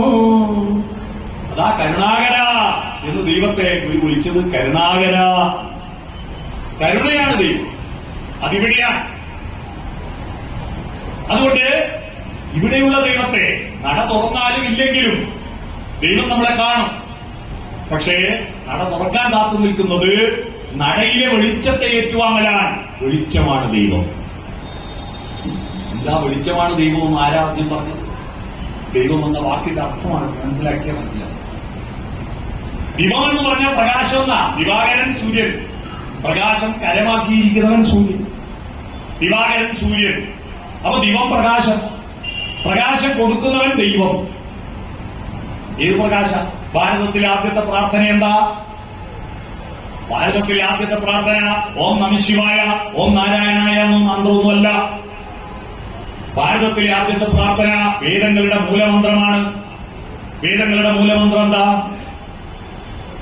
അറിയാവോ? വേദങ്ങളുടെ മൂലമന്ത്രം സൂര്യഗായത്രി. സൂര്യഗായത്രി. സൂര്യൻ എന്താ? ഓം സവിതുർവരേണ്യം ഭർഗോ ദേവസ്യ ധീമഹി ധിയോ യോ ന പ്രചോദയാത്. ഓം എന്താ? ഓം. ഈ മന്ത്രത്തിന്റെ അർത്ഥം അറിയാത്തതുകൊണ്ട് ആഗോളതാപനം ഉണ്ടാവുന്നത്, ഉരുൾപൊട്ടൽ ഉണ്ടാവുന്നത്. ഓം എന്ന മന്ത്രത്തിന്റെ അർത്ഥം അറിയാം. ഓം എന്ന മന്ത്രത്തിന്റെ അർത്ഥം എന്ന് പറഞ്ഞാൽ എന്താ? ഞാൻ തൃശ്ശൂർ ഒരു പരിപാടിക്ക് വേദാന്ത കൺവെൻഷന് പോയി. ഉപനിഷത്തും ഭഗവത്ഗീതയും എന്നൊരു വിഷയത്തെ പറ്റിയിട്ടാണ് എന്നോട് വാസനക്കാൻ പറഞ്ഞത്. സ്വാമിമാരെ വിളിച്ചു തന്നെ. ഞാൻ പറഞ്ഞു കടപ്പുറത്ത് പൂയിറക്കാൻ വരണോ? ഞാൻ കടപ്പുറത്ത് ഞാൻ പോകുന്നത് പൂയിറക്കണം, നിങ്ങളോട് ഞാനിത് പറഞ്ഞു തരണോ? അങ്ങനെ പറഞ്ഞു. അതൊക്കെ പോട്ടെ, നിങ്ങൾക്ക് അറിയുന്ന പറഞ്ഞാൽ മതി, പക്ഷെ നിങ്ങളുടെ ഒരു വർത്താനം ഞങ്ങൾക്ക് കേൾക്കണം, അതിനുവേണ്ടിയാ വിളിച്ചു. അപ്പൊ അവിടെ സദസ്സിലിരിക്കുന്നവർക്ക് എത്രത്തോളം ആഴത്തിൽ അറിവുണ്ടെന്ന് അറിയാൻ വേണ്ടി ഞാൻ ചെന്നോടനെ ചോദിച്ചു, ഓങ്കാരത്തിന്റെ അർത്ഥം അറിയുന്നവരൊന്ന് കൈവക്കാൻ. ഒരാൾ കൈവക്കുന്നില്ല. അപ്പോ അവിടെ ഒരു കോളേജ് വിദ്യാർത്ഥി എഴുന്നേറ്റ് കൈവക്കും. ഞാൻ പറഞ്ഞു പറയാൻ മോനെ. ഓൻ പറഞ്ഞു, ഓങ്കാരം എന്ന് പറഞ്ഞാൽ ദൈവത്തെ ഡൗൺലോഡ് ആക്കുന്ന പാസ്വേഡാണ്. ഓം നമഃശിവായ എന്ന് പറഞ്ഞാൽ ശിവൻ ഡൗൺലോഡായി. ഓം നാരായണായ എന്ന് പറഞ്ഞാൽ വിഷ്ണു ഡൗൺലോഡായി. ഇതൊക്കെയാ ധരിച്ചു വെച്ചിരിക്കുന്നു. ഈ പാസ്വേഡ് വെച്ചിട്ട് ദൈവത്തെ ഇങ്ങോട്ട് കൊണ്ടുവരും. ഓം എന്ന് പറയുന്നത് പ്രകൃതിയുടെ 3 നിയമങ്ങളാ. ആ നിയമത്തിന് നമ്മൾ വിധേയമാണ്. എത്ര പ്രഗത്ഭനായാലും പ്രകൃതിയുടെ നിയമത്തിന് വിധേയമല്ലേ? ഇന്ത്യയിലെ ഏത് പ്രധാനമന്ത്രിയായാലും ഏത് മുഖ്യമന്ത്രിയായാലും മരിച്ചു കഴിഞ്ഞാൽ ഏതൊരു സാധാരണ മനുഷ്യരെ പോലെ തന്നെയാവില്ലേ? ജീവനങ്ങ് പോയാൽ ജന്തുക്കൾ ഭക്ഷിച്ച് കാട്ടിച്ചു പോകിലാം, ബന്ധുവെണ്ണീറായി ചമഞ്ഞു പോയിടിലാം, മണ്ണിനു കീഴെ കൃമികളായി പോകിലാം, നന്നല്ല ദേഹം നിമിത്തം മഹാമോഹം, ബ്രഹ്മണോഹം നരേന്ദ്രോഹം അഡ്യോഹം എന്നാം റേഡിതങ്കലർന്നീടും ദശാന്തരേ. ഞാൻ ബ്രാഹ്മണനാണ്, ഞാൻ അഡ്യനാണ്, ഞാൻ രാജാവാണ്, ഞാൻ ക്ഷത്രിയനാണ് എന്നൊക്കെ ആവർത്തിച്ച് പറഞ്ഞുകൊണ്ടിരിക്കുമ്പോ മരിച്ച മണ്ണിന്റെ ഉള്ളിൽ കുഴിച്ചിട്ടാല് കൃമി വകയോ ഇത് പ്രധാനമന്ത്രിയുടെ ശരീരം തിന്നെന്താ? ബ്രാഹ്മണന്റെ ശരീരം തീയിൽ വെച്ചാൽ സ്വർണ്ണമാവോ ഉന്നീരയാവും? ജന്തുക്കൾ ഭക്ഷിച്ച് പണ്ടൊരുപാട് ആളെ ജന്തുക്കൾ പിടിച്ചു തിന്നാറുണ്ട്. കാട്ടം സ്വർണ്ണാവോ? എല്ലാം ഒരുപോലെയാ. ഇതിന്റെ ഉള്ളിൽ ഒരു സത്തുണ്ട്. ആ സത്താണ് ദൈവം. അതാണ് അസതോമാ സദ്ഗമയ. ഇതിന്റെ ഉള്ളിൽ ഒരു സത്തുണ്ട്. ആ ജീവനാകുന്ന സത്ത് പോയാൽ പിന്നെ തീർന്നില്ലേ? നമ്മൾ കേരളത്തിൽ ഇപ്പോഴും ഉണ്ട്. മരിച്ചാൽ കെട്ടിപ്പിടിച്ച് കരയുന്നവരാ ആളുകൾ. കെട്ടിപ്പിടിച്ച് കരയും. അവസാനം കുളിപ്പിക്കേണ്ട സമയമാകുമ്പോ ഇവരെ പിടിച്ച് മാറ്റാൻ പറ്റും. കുളിപ്പിക്കാൻ എടുക്കുന്നത് അപ്പോൾ ചില ആളുകൾ പിടിപ്പിച്ചുണ്ടാവും. കൊണ്ടോണ്ട എന്റെ അച്ഛനെ കൊണ്ടോണ്ട, ഞാൻ വിടൂല എന്ന് പറഞ്ഞ് പിടിച്ച് കരയും. അപ്പൊ നാട്ടുകാർ പറയാ, അയ്യോ നിങ്ങളെ കരയിച്ചിട്ട് കൊണ്ടുപോകില്ല, എന്നാ പിന്നെ നിങ്ങൾ തന്നെ എടുത്തോ, ഞങ്ങൾ കോട്ടയം പോയാൽ. ഈ സത്തങ്ങ് പോയാൽ തീർന്നു. അസത്തല്ലേ? സത്തിനോട് ചേർന്ന് നിൽക്കുമ്പോഴേ നിങ്ങൾക്ക് വിലയുള്ളൂ. ഈ സത്ത് പോയിട്ടുള്ള ഒരൊറ്റയാൾ ഇങ്ങോട്ട് കയറാൻ വിടുവോ? നിങ്ങളെ ബോഡിയിൽ കൊണ്ട് ഇരുത്തുവോ? സത്ത് പോയാൽ സത്തിനോട് ചേർന്ന് നിൽക്കുമ്പോഴാണ് നമ്മുടെ ശരീരത്തിന് സൗന്ദര്യം. തിക്കുറിശി സുകുമാരൻ നായർ കേട്ടിട്ടില്ലേ? അദ്ദേഹം വെറും നടനല്ല, അദ്ദേഹം സുന്ദരമായി പാട്ട് പാടും, പാട്ട് എഴുതും. അത് എഴുതിയ പാട്ടാണ് കൂന്തൽ കെട്ടിനെന്തിനു വാസന തൈലം, നിന്റെ വാറ്റി തടത്തിനെന്തിനു സിന്ദൂരത്തിലകം. ഭാര്യയുടെ മുടിയെ വർണ്ണിക്കുകയാണ് ഭർത്താവ്. നിന്റെ മുടിക്ക് വാസന തൈലോ ഹെയർ ഓയിലൊന്നും ഇല്ല, വേണ്ട, നല്ല സുഗന്ധമുള്ള മുഞ്ഞുമണമൊന്നും ഇല്ലാത്ത നല്ല മുടിയാണ് നിന്റെ. അത് കേട്ടപ്പോ ഭാര്യക്ക് സ്ത്രീകൾക്ക് മുടി നല്ല സ്റ്റൈലുണ്ടെന്നും ഭക്ഷണം നല്ല ടേസ്റ്റ് ഉണ്ടെന്നും പറഞ്ഞാൽ പിന്നെ വേറൊന്നും വേണ്ട. എന്നാൽ ഇത് രണ്ടും പറയാൻ ഭയങ്കര ഇഷ്ടമാണ് ഭക്ഷണം. അത് പറഞ്ഞപ്പോ ഭാര്യയ്ക്ക് ഭയങ്കര സന്തോഷമായി. ഭർത്താവിന് സ്പെഷ്യൽ ഭക്ഷണം ഉണ്ടാക്കി കൊടുത്തു. ഭക്ഷണം ഭാര്യ നല്ല ടേസ്റ്റിൽ കഴിക്കുമ്പോ നേരത്തെ നമ്മൾ പുകഴ്ത്തിയ ഒരു സാധനതാണ് ആ കാർക്കൂന്തലിന്റെ അപ്പൊ അതെടുത്തിട്ട് കാർക്കൂന്തൽ കെട്ടിനെന്തെന്ന് പറയോ? ഇല്ല. ഈ സത്തിൽ നിന്ന് വേർപെട്ടാൽ ഈ മുടി അസത്ത. നെയ്പോളിഷിട്ട് മിനുക്കിയെടുത്ത നഖം, 64 കലകളിൽ ഒരു കലയാണ് നഖവിചാരം. നഖത്തെ സുന്ദരമായി പരിപാലിക്കുന്ന നഖവിചാരം. പക്ഷെ ആ നഖം കട്ട് ചെയ്ത് മാറ്റിയാൽ പിന്നെ എന്റെ പുന്നാര നഖം പറഞ്ഞിട്ട് ആരും കോൺഗ്രസിന്റെ കുപ്പിയിലിട്ട് കൊടുക്കുവോ? വായക്കകത്തുള്ള ഉമിനീര് ഭക്ഷണത്തിന്റെ കൂട്ടത്തിൽ ചവച്ചരച്ച് വയറ്റിലേക്ക് വിഴുങ്ങുന്ന വിശുദ്ധ ജലമാണ്. എന്നാൽ വായക്ക് പുറത്തേക്ക് വന്നാലോ അത് തുപ്പല. ഈ സത്തിൽ നിന്ന്, സത്തിന്റെ കരുത്തുകൊണ്ടാണ് മനുഷ്യൻ വികസിക്കുന്നത്. ഈ അസത്തല്ല. ശരീരമാകുന്ന അസത്തിൽ നിന്ന് സത്തിലേക്കുള്ള പ്രയാണമാണ് അസതോമ സത്യമയ. ഇത് മലയാളിക്കറിയില്ല, പക്ഷെ തമിഴന്മാർക്കറിയില്ല. തമിഴ്നാട്ടുകാര് ഒരാൾ മരണപ്പെട്ടാ പറയുന്നത് എന്താ? സത്ത് പോയാച്ച്, സത്ത് പോയാച്ച്. മനസ്സിലായോ? അവർക്കറിയാം ഇതിനുള്ളിലുള്ളത് സത്താണ്. നമ്മളത് മലയാളത്തിൽ ചത്തുപോയി മാറ്റി. അതാ മനസ്സിലായോ? ആ അസത്തിൽ നിന്ന് സത്തിലേക്ക്. ആ സത്താണ് പ്രധാനം. ആ സത്ത് ഈ പ്രകൃതിയിലുള്ള 3 നിയമത്തിന് വിധേയമാണ്. അസത്ത് എല്ലാം എന്ത്? ജനിക്കുന്നു, ജീവിക്കുന്നു, മരിക്കുന്നു. ആ ഊ അം കൂട്ടി വായിച്ചാൽ ഓ. പ്രകൃതിയുടെ നിയമത്തിന് പ്രകൃതിയെ ഭയക്കണ്ടേ? പ്രകൃതിയെ ഭയക്കണം, പ്രകൃതിയെ അനുസരിക്കണം. നമ്മുടെ മലയാളികളുടെ പ്രധാനപ്പെട്ട ഒരമ്പ കുരു അമ്പ. കുറൂരമ്പ കൊടുങ്ങല്ലൂർ ശ്രീ കുരുമ്പേ. കേട്ടിട്ടില്ലേ? ആരാ കുരു? പ്രപഞ്ചത്തിലെല്ലാം കുരുക്കളാണ്, എല്ലാം കുരുവാണ്. ഭൂമിയാണ് കുരു. അതാണ് കുരു രാജാവ്. കുരു രാജാവില്ലേ? കൗരവന്മാര് കുരുരാജാവ്, കുരു എന്നത് ഭൂമിയാണ് എന്ന് പറഞ്ഞാൽ ഗോളം, ഗോളത്തിന്റെ പച്ച മലയാളാണ് കുരു. പ്രകൃതിയിലെല്ലാം ഗോളാകൃതിയിലല്ലേ? തനത് ഭാവം ഗോളാണ്. ഒരു മഗ്ഗിൽ വെള്ളെടുത്ത് ആകാശത്തേക്ക് ഒഴിക്കും, ആരും ഒരുക്കണ്ട, തനിയെ ഗോളങ്ങളാവുന്ന കണ്ടില്ലേ? അത് പ്രപഞ്ചത്തിന്റെ തനത് ഭാവമാണ്, ഉണ്മയാണ് ഗോളം. പക്ഷെ ഒരുപാട് ഗോളങ്ങൾ ഈ ലോകത്തുണ്ടെങ്കിലും ഐശ്വര്യമുള്ള ഒരു ഗോളേ ഉള്ളൂ. അതേത് ഗോള? ഭൂമി മാത്രം. ഇവിടെ ജീവനുള്ളൂ. ഈ നിത്യഹരിദയം ഭൂമിയിലല്ലാതെ മാനസ സരസുകളുണ്ടോ? ചന്ദ്രികയുണ്ടോ? സ്വപ്നങ്ങളുണ്ടോ? സ്വർണ്ണമരാളങ്ങളുണ്ടോ?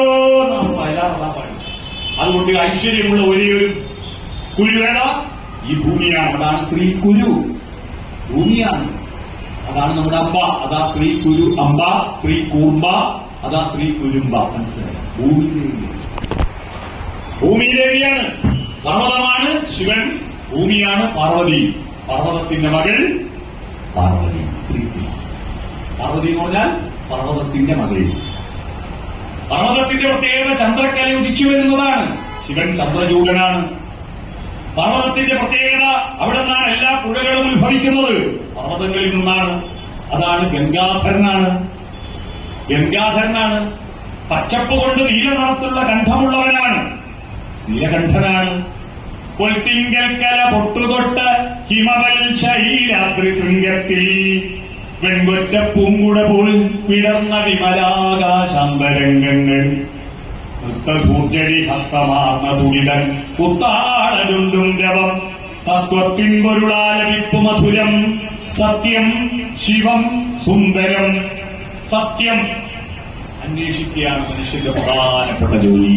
മനസ്സിലായോ? അതാണ് ഓം സത്. സത്യത്തെ അന്വേഷിക്കുന്നു. സത്ത് എന്ന് പറഞ്ഞാൽ എന്താ? സത്യം. സവിതുർവരേണ്യം, ഈ ഭൂമിയെ ഉർവിയെ വരേണ്യമാക്കുന്ന ഹേ സവിതാവേ, നീ വാ, എന്റെ ഉള്ളിൽ വെളിച്ചം തരൂ. ധിയോയോന പ്രചോദയ. ധീ എന്ന് പറഞ്ഞാ ബുദ്ധി, ബുദ്ധിയെ പ്രചോദിപ്പിക്കുന്ന പ്രകാശമേ വന്നാലും. ഇതാണ് ഭാരതത്തിലെ ആദ്യത്തെ പ്രാർത്ഥന. ആന്തരിക വെളിച്ചമാണ് ആദ്യത്തെ പ്രാർത്ഥന. ഉള്ളിൽ വെളിച്ചം തരിക. നിങ്ങൾ മനുഷ്യനാവുന്നത് എപ്പോഴാണ്? ഉള്ളിൽ വെളിച്ചമുണ്ടാവുമ്പോ. മനുഷ്യനും മൃഗവും തമ്മിൽ എന്താ വ്യത്യാസം? രൂപത്തിൽ ഒരു വ്യത്യാസമില്ല. മൃഗങ്ങൾക്കും രണ്ട് കണ്ണ്, നമുക്കും രണ്ട് കണ്ണ്. മൃഗങ്ങൾക്ക് മൂക്കിന് രണ്ട് ദ്വാരം, നമുക്കും രണ്ട് ദ്വാരം. മൃഗങ്ങൾ ശ്വസിക്കുന്ന വായു ഓക്സിജൻ, നമ്മൾ ശ്വസിക്കുന്ന ഓക്സിജൻ. പുറത്തേക്ക് വിടുന്നത് കാർബൺ ഡൈ ഓക്സൈഡ്. മൃഗങ്ങളുടെ ചോര ചുവപ്പ്, നമുക്കും ചോര ചുവപ്പ്. മൃഗങ്ങളുടെ അസ്ഥി വെള്ള, നമ്മുടെ അസ്ഥി വെള്ള. ഇതിനെന്താ വ്യത്യാസം? മൃഗത്തിന് കൊമ്പുണ്ട്, നമുക്ക് കൊമ്പില്ല. മൃഗത്തിന് 4 കാലുണ്ട്, നമുക്ക് 2 കാലേ ഉള്ളൂ. നല്ല വ്യത്യാസം. മൃഗങ്ങൾക്ക് എല്ലാ മൃഗത്തിനും കൊമ്പില്ല. കൊമ്പുള്ള മൃഗമുണ്ട്, കൊമ്പില്ലാത്ത മൃഗമുണ്ട്. നമ്മൾ കൊമ്പില്ലാത്ത മൃഗത്തിൽ പെട്ട അല്ലേ? നമ്മൾ കൊമ്പില്ലാത്ത മൃഗത്തിൽ പെട്ടു. മൃഗത്തിന് പാലുണ്ട്, നമുക്ക് പാലില്ല. എല്ലാ മൃഗത്തിനും പാലുണ്ടോ? ചിമ്പൻസിക്കും ഒറാങ്കുട്ടനും ഗോറില്ലക്കും പാലില്ല. അതിന്റെ ലേറ്റസ്റ്റ് വേർഷൻ ആയതുകൊണ്ട് നമുക്കും പാലില്ല. പാലില്ലാത്ത എല്ലാ മനുഷ്യരല്ല. പിന്നെ 4 കാല്. ഇവിടെ ഇരിക്കുന്ന ആരെങ്കിലും ഏത് അമ്മ പറ്റ കുട്ടി ആദ്യം തന്നെ 2 കാലിൽ നടന്നിട്ടുണ്ടെങ്കിൽ ഇപ്പൊ ഞാൻ 2000 ആരെങ്കിലും 2 കാലിൽ നടന്നോ? നമ്മൾ 4 കാലിൽ നടന്നു ശീലിച്ചത്. പിന്നീട് പല കുറി വീഴുമ്പോൾ നടക്കാൻ പഠിച്ചു. 2 കാല് ഉയർത്തി കഴിയാത്തതാ. കാലിന് പേര് വന്നത് തന്നെ 4 ആയതുകൊണ്ടാണ്. ഇവിടെ ഇരിക്കുന്ന കസേരക്കും ടീപ്പോയ്ക്കും മേശക്കും ബെഞ്ചിനും എല്ലാം 4 കാലില്ലേ? 4 മൂലക്കും കാലുണ്ടെങ്കിലേ നിൽക്കൂ. അപ്പൊ കാല് 4 ഒരു സെറ്റാ. ഒരു കാല് 4ൽ 1. 4ൽ 1 കണക്കിന്റെ മാഷ് പഠിപ്പിച്ച 1/4 എന്നല്ലേ? 1/4. 1/4 മലയാളത്തിൽ പറയുന്ന കാലിരുന്നു. 1/4 കാലെന്ന് പറയാ. കാലിന് പേര് വന്നത് 4ൽ 1 കൊണ്ടാണ്. കാല് പ്ലസ് കാല് സമം അര. എന്റെ ഒരു കാല് പ്ലസ് മറ്റേ കാല് സമം എന്റെ അര.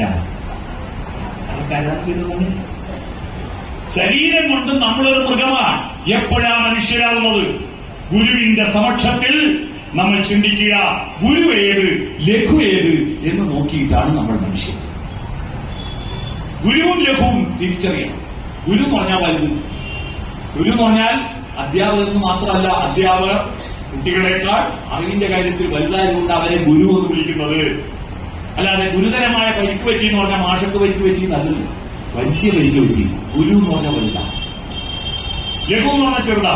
പണ്ട് സ്കൂൾ പഠിച്ചവർക്കറിയാം, വൃത്തം പഠിച്ചവർക്കറിയാം, ദീർഘാക്ഷരം ഗുരുവും ഹ്രസ്വാക്ഷരം ലഘുവും.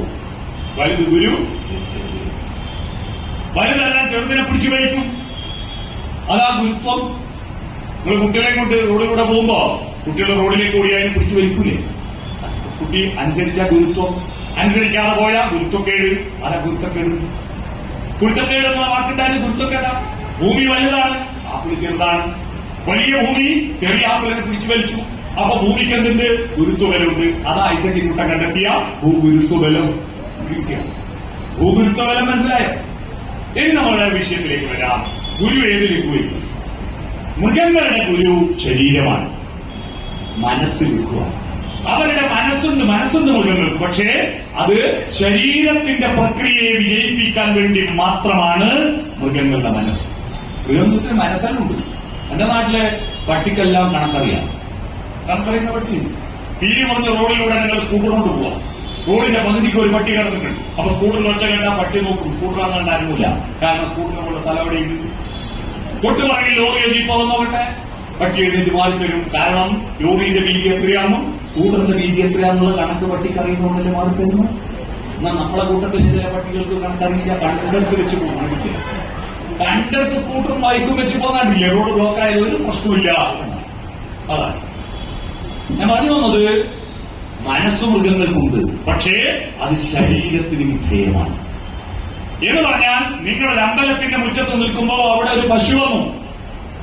ആ പശുവിന്റെ ശരീരത്തിന് മൂത്രമൊഴിക്കണം, ചാണകൊണ്ടൊന്നും തോന്നലുണ്ടായി. അപ്പൊ മനസ്സ് പറയാ അമ്പലമാണ്, ആൾക്കാരുണ്ട്, ഇവിടെ പറ്റില്ല എന്ന് പറഞ്ഞിട്ട് ശരീരത്തെ കൺട്രോൾ ചെയ്യാൻ അതിന്റെ മനസ്സില്ല. ഒപ്പം തന്നെ വാരി പൊതിച്ച് മൂത്രയിടും, ചാണകൊണ്ടും കാത്തു നിൽക്കോ? ഇല്ല. പട്ടികൾ റോഡിൽ വെച്ച് ഇണകയും ഇല്ലേ? കാമുണർന്ന അപ്പൊ തന്നെ നിശ്ചയക്കാർ വേണോ, പന്തൽ വേണോ, നായ വേണോ, ഒന്നും വേണ്ട, അവിടെ നിന്ന് ചെയ്യും. നമ്മളോ ഇവിടെ നിന്ന് മൂത്രമൊഴിക്കാൻ പറ്റിയ ഉപയോഗിക്കോ? ഒഴിച്ചാൽ പറയും ഓനെന്ത് ജന്തുവാ എന്ന് പറയില്ലേ? നമ്മുടെ മനസ്സ് ശരീരത്തോട് പറയും നിക്കവിടെ, നിക്കവിടെ. ആ ശരീരത്തെ ലഘുവാക്കി മനസ്സ് ഗുരുവാകുമ്പോഴാണ് നിങ്ങൾ ഗുരു ശിഷ്യരാവുക. ശരീരത്തിന്റെ അത്യാവശ്യങ്ങൾ മാത്രം നിർവഹിക്കുകയും മനസ്സ് വളർത്തുകയും ചെയ്യുമ്പോഴാണ് മനുഷ്യനാവുക. ശരീരത്തോട് മനസ്സാജ്ഞാനിക്കണം. പക്ഷെ ഇപ്പോ നമ്മുടെ പുതിയ തലമുറ അനുഭവിക്കുന്ന ഒരു പ്രശ്നം എന്താണെന്നറിയോ? ഈ ശരീരവും മനസ്സും തമ്മിൽ പന്തയാണ്. ഏതാ ജയിക്കുക? ലോകത്തെ എല്ലാ സ്കൂളിലെ കുട്ടികളും കേട്ടൊരു കഥയും അത് കേൾക്കാത്ത ഒരു സ്കൂളിലെ കുട്ടി ഉണ്ടാവില്ല. എന്താണ്? ഹെയർ ആൻഡ് റാബിറ്റ്, അല്ല ഹെയർ ആൻഡ് ടോർട്ടോയ്സ്. ആമയും മുയലും പന്തയം വെച്ച. മുയൽ കുതിച്ചോടി, തിരിഞ്ഞു നോക്കുമ്പോ ആമ വളരെ പറയില്ല. എന്തിന് ഞാൻ നേരത്തെ പോയിട്ട് എനിക്ക് 2 മെഡൽ കിട്ടൂലല്ലോ. അതുകൊണ്ട് മുയല് ഒന്ന് വിശ്രമിച്ചു, ഉറങ്ങിപ്പോയി. ആ സമയത്ത് ആമ പോയി സമ്മാനം വാങ്ങിച്ചു. എന്നിട്ട് അധ്യാപകർ പറഞ്ഞു, നമ്മളോട് പരിശ്രമശാലികൾ വിജയിക്കും, അലസന്മാർ പരാജയപ്പെടും. ഇതിനെ നമുക്കൊന്ന് വ്യാഖ്യാനം മാറ്റി നോക്കാം. ആമ എന്ന് പറയുന്നത് നമ്മുടെ ശരീരമാണ്, മനസ്സെന്ന് പറയുന്നത് മുയലാണ്. നമ്മുടെ ശരീരം മെല്ലെ വളരും, ആമയെ പോലെയാ. മൃഗങ്ങളെ അപേക്ഷിച്ച് നമ്മുടെ ശരീരം മെല്ലെ വളരും. നോക്കൂ, ഒരു പശു പ്രസവിച്ച പശുക്കുട്ടി അരമണിക്കൂർ കൊണ്ട് എഴുന്നേറ്റോടില്ലേ? നിങ്ങൾ ആരും പെറ്റിട്ട് അരമണിക്കൂർ കൊണ്ട് ഓടിയോ? 6 മാസം കഴിഞ്ഞില്ലേ ദോശ നിറച്ചിടാൻ? ഒന്ന് കുമ്പിട്ട് കിടക്കാൻ 6 മാസമായില്ലേ? LKG-യിൽ അംഗനവാടി പോകുമ്പോ 3 വയസ്സാവില്ലേ? നാം 3ാമത്തെ വയസ്സിൽ പശു പ്രസവിച്ചിട്ട് ഒരു അമ്മയല്ലേ? എന്നാ നമ്മളിവിടെ നൃത്തം ചെയ്ത കൊച്ചുകുട്ടികളില്ലേ, യൂത്ത് വിങ്ങിന്റെ കുട്ടികൾ? 10ാം ക്ലാസ് പഠിക്കുന്ന ഒരു കുട്ടി 15 വയസ്സ്. ആ കുട്ടി എത്ര കൊച്ചുമോളാണ്. ആ കുട്ടികൾ ഒരു പശുവായിട്ടാ ജനിച്ചിട്ട് 10 വെച്ചിട്ടുണ്ടാവില്ലേ? 10 പ്രസവിച്ചിട്ടുണ്ടാവില്ലേ? നമ്മുടെ ശരീരം ആമയെ പോലെ മെല്ലെ വളരുന്നുള്ളൂ, മനസ്സോ മൊയിലിനെ പോലെ കുതിച്ചു കൂടിയ. ഇപ്പൊ കുട്ടികൾ പറയാ വഴി തെറ്റാനുണ്ട് അവകാശം. വഴി നടക്കാൻ അവകാശത്തിന് സമരം ചെയ്ത നാട്ടിൽ വഴി തെറ്റാനുമുണ്ട് അവകാശം. അടുത്ത വരി, തനി നിറമെടുത്തണിയണ നെഞ്ചെ കാട്ടു തോന്നിയാസം. കേരളത്തിലെ പ്രിയപ്പെട്ട കവി ഇവിടുത്തെ കുട്ടികളോട് പറഞ്ഞത് തോന്നിയാക്ഷരങ്ങൾ എഴുതി വെക്കാനാണ്. എന്താ തോന്നിയാക്ഷരം? നിന്റെ ഹൃദയത്തിലുള്ള വികാരങ്ങൾ, സന്തോഷം, സങ്കടങ്ങൾ, അനുഭൂതികൾ നിനക്ക് തോന്നിയാൽ അത് കവിയുമ്പോ അത് കടലാസിൽ വിതയ്ക്കൂ. തോന്നിയ അക്ഷരങ്ങൾ കടലാസിൽ വിതച്ചാൽ കവിയുന്നത് വിതയ്ക്കുന്നതാണ് കവിത. മനസ്സിലായി? കവിത എന്ന് പറഞ്ഞെന്താ? വികാരങ്ങൾ കവിയുമ്പോൾ അത് കടലാസിൽ വിതച്ചാൽ കവിതയായി. ആ തോന്നിയാക്ഷരങ്ങൾ വിതക്കാൻ പറഞ്ഞ ONV കുറുപ്പിന്റെ നാട്ടിൽ ഇപ്പൊ കുട്ടികൾ പറയാ കാട്ടുതോന്യാസം. കാട്ടുതോന്യാസം എന്താ വിഷയം? ഗുരുവിന്റെ ദർശനങ്ങളിൽ നിന്ന് നമ്മുടെ കുട്ടികളെ കണക്ട് ചെയ്യുവാൻ അവരല്ല പ്രതി, നമ്മളാണ് പ്രതി. നമ്മൾ കൊടുത്തോ? നമ്മൾ ഗുരുവിന്റെ മന്ദിരങ്ങൾ കൊടുത്തു, ഗുരുവിന്റെ ചിത്രങ്ങൾ കൊടുത്തു, ദർശനം കൊടുത്തോ? ആത്മോപദേശ ശതകത്തിന്റെ അർത്ഥം എന്തെന്ന് പറഞ്ഞു കൊടുത്തോ? ഭവാന്തിക്കൊരാവിവൻ തോണി. ഭവാന്തിക്ക് ഒരാവിവൻ തോണി. എന്താ ഇത് അർത്ഥം എന്ന് മനസ്സിലാക്കി? ഈ ഭവമായിരിക്കുന്ന ജീവിത സാഹചര്യത്തിൽ മുറിച്ചു കടക്കാനുള്ള ഒരാവി പായ്ക്കപ്പലാണ്. ആവിയിൽ കാറ്റിൽ പ്രവർത്തിക്കുന്ന വൻ തോണി കപ്പൽ, പായ്ക്കപ്പലാണ് ദൈവമേ നീ. അതാണ് ഭവാന്തിക്ക് ഒരാവിവൻ തോണി. നീ സത്യം, നീ സത്യമാണ്. എല്ലാ മതങ്ങളും പറയുന്നത് സത്യമാണ്. എല്ലാ മതങ്ങളുടെയും സർവമത സാരമോ ഏകമാണ്. എല്ലാ മതത്തിന്റെയും സാരമൊന്നല്ല, എല്ലാം സത്യമാണ്. സത്യനായക മുക്തിദായക, അതാണ് ക്രിസ്തുവിനെ പറ്റി. യഹോവ സത്യ അന്വേഷകനാണ്. നമ്മുടെ ഭാരതം സത്യത്തെ അന്വേഷിക്കലാണ്. സത്യമേവ ജയതേ. ഇസ്ലാം മതത്തിന് ഇസ്ലാം മതം നല്ല പേര്, നബി കൊടുത്ത പേര് സത്യമതം എന്നാണ്. എല്ലാ മതത്തിന്റെയും സാരം ഒന്നാണ്. ഹിന്ദുക്കളെ സൃഷ്ടിച്ച ബ്രഹ്മാവിനും 3 അക്ഷരമുണ്ട്. ഏതൊക്കെയാണ്? ബ്രാഹ്മം, ഹാമം, മാമം. അല്ലേ? യഹൂദന്മാരുടെയും ക്രിസ്ത്യാനികളുടെയും വലിയ പ്രവാചകൻ യേശുവല്ല. യേശുവിന് മുന്നിലുള്ള ഒരു പ്രവാചകനുണ്ട്. ആരാണ്? അബ്രഹാം പുത്രനാം ഇസ്ഹാക്കിൻ വംശീയ വല്ലിയിൽ മൊട്ടിട്ട പൊൻപൂവേ. അബ്രഹാം, അബ്രഹാമിനുല്ലേ മുസ്ലിങ്ങളുടെ വലിയ ആളാരാ? നബിയല്ല. നബിയേക്കാൾ നബിയുടെ ആഹ്വാനപ്രകാരമുള്ള പെരുന്നാൾ ചെറിയ പെരുന്നാൾ. വലിയ പെരുന്നാൾ ബക്രീദ. ബക്രീദ് എന്താ? ആട്. ആടിനെ ബലിയർപ്പിച്ച ആരാ? ഇബ്രാഹിം നബി തന്റെ പുത്രനായ ഇസ്മായിലിനെ ബലിയർപ്പിക്കാൻ പോയപ്പോ ദൈവത്തിന്റെ അരുളപ്പാടുണ്ടായി, ഇസ്മായിലിന് പകരം ഒരു ആടിനെ ബലിയർപ്പിച്ചാൽ മതി. അതാ ബക്രിയെ ബലിയർപ്പിച്ച ഈദാണ് ബക്രീദ്. ആരാണത്? ഇബ്രാഹിം. ഇബ്രാഹിമിനുമില്ലേ ബ്രഹ്മാവിലും അബ്രഹാമിലും ഇബ്രാഹിമിലുള്ള എല്ലാം ഈ സംസ്കാര ഭൂമിയിൽ ഒരിടത്തു നിന്ന് പൊട്ടി പുറപ്പെട്ടതാണെന്ന് തെളിവാണ്. ഇനി തെളിവാണോ? തെളിവാണോ? ഞാൻ പറഞ്ഞുതരാം. ഇംഗ്ലീഷ് മാസത്തിന് സംസ്കൃത പേരുണ്ട്, അറിയാവോ? ഇംഗ്ലീഷ് മാസത്തിന് സംസ്കൃത പേരറിയാവോ? English മാസങ്ങള് Gregorian കലണ്ടറല്ലേ? സംസ്കൃത ഭാഷ ഇവിടെ ഉണ്ടായതല്ലേ? എങ്ങനെയാ പേര് വന്നു? സപ്തത്തിന് സംസ്കൃതം, സപ്തം എന്ന് പറഞ്ഞാൽ സംസ്കൃതമല്ലേ? 7. അട്ടോ എന്ന് പറഞ്ഞാൽ 8 നവം എന്ന് പറഞ്ഞാൽ 9. ദശം എന്ന് പറഞ്ഞാൽ 10 സംസ്കൃതത്തിൽ. September, October, November, December. പക്ഷെ ഒരു പ്രശ്നമുണ്ട്. സെപ്റ്റംബർ 7-ാം മാസമല്ല 9-ാം മാസം. ഒക്ടോബർ 8-ാം മാസമല്ല 10-ാം മാസം. നവംബർ 9 മാസമല്ല 11-ാം മാസം. ഡിസംബർ 10-ാം മാസമല്ല 12-ാം മാസം. അതെങ്ങനെയാ? അവിടെയാണ് അന്വേഷിച്ചാൽ മനസ്സിലാവും. സുമേറിയൻ കലണ്ടറിൽ നിന്ന് ഗ്രിഗോറിയൻ കലണ്ടറിലേക്ക് മാറ്റം വരുമ്പോഴാണ് ചാന്ദ്രമാസങ്ങൾ ആരംഭിച്ചത്. ചാന്ദ്രമാസം എന്ന് പറഞ്ഞാൽ ചന്ദ്രൻ ഭൂമിയെ ചുറ്റുന്നത് ഒരു മാസം. ചന്ദ്രൻ മൂണാണ്. മൂണ് ഭൂമിയെ ചുറ്റുന്നത് മൂൺത്ത്, അതാ മന്ത്. മാസത്തിന്റെ ഇംഗ്ലീഷ് മന്ത് അങ്ങനെയാ വന്നത്. MONDAY, തിങ്കളല്ലേ ചന്ദ്രൻ.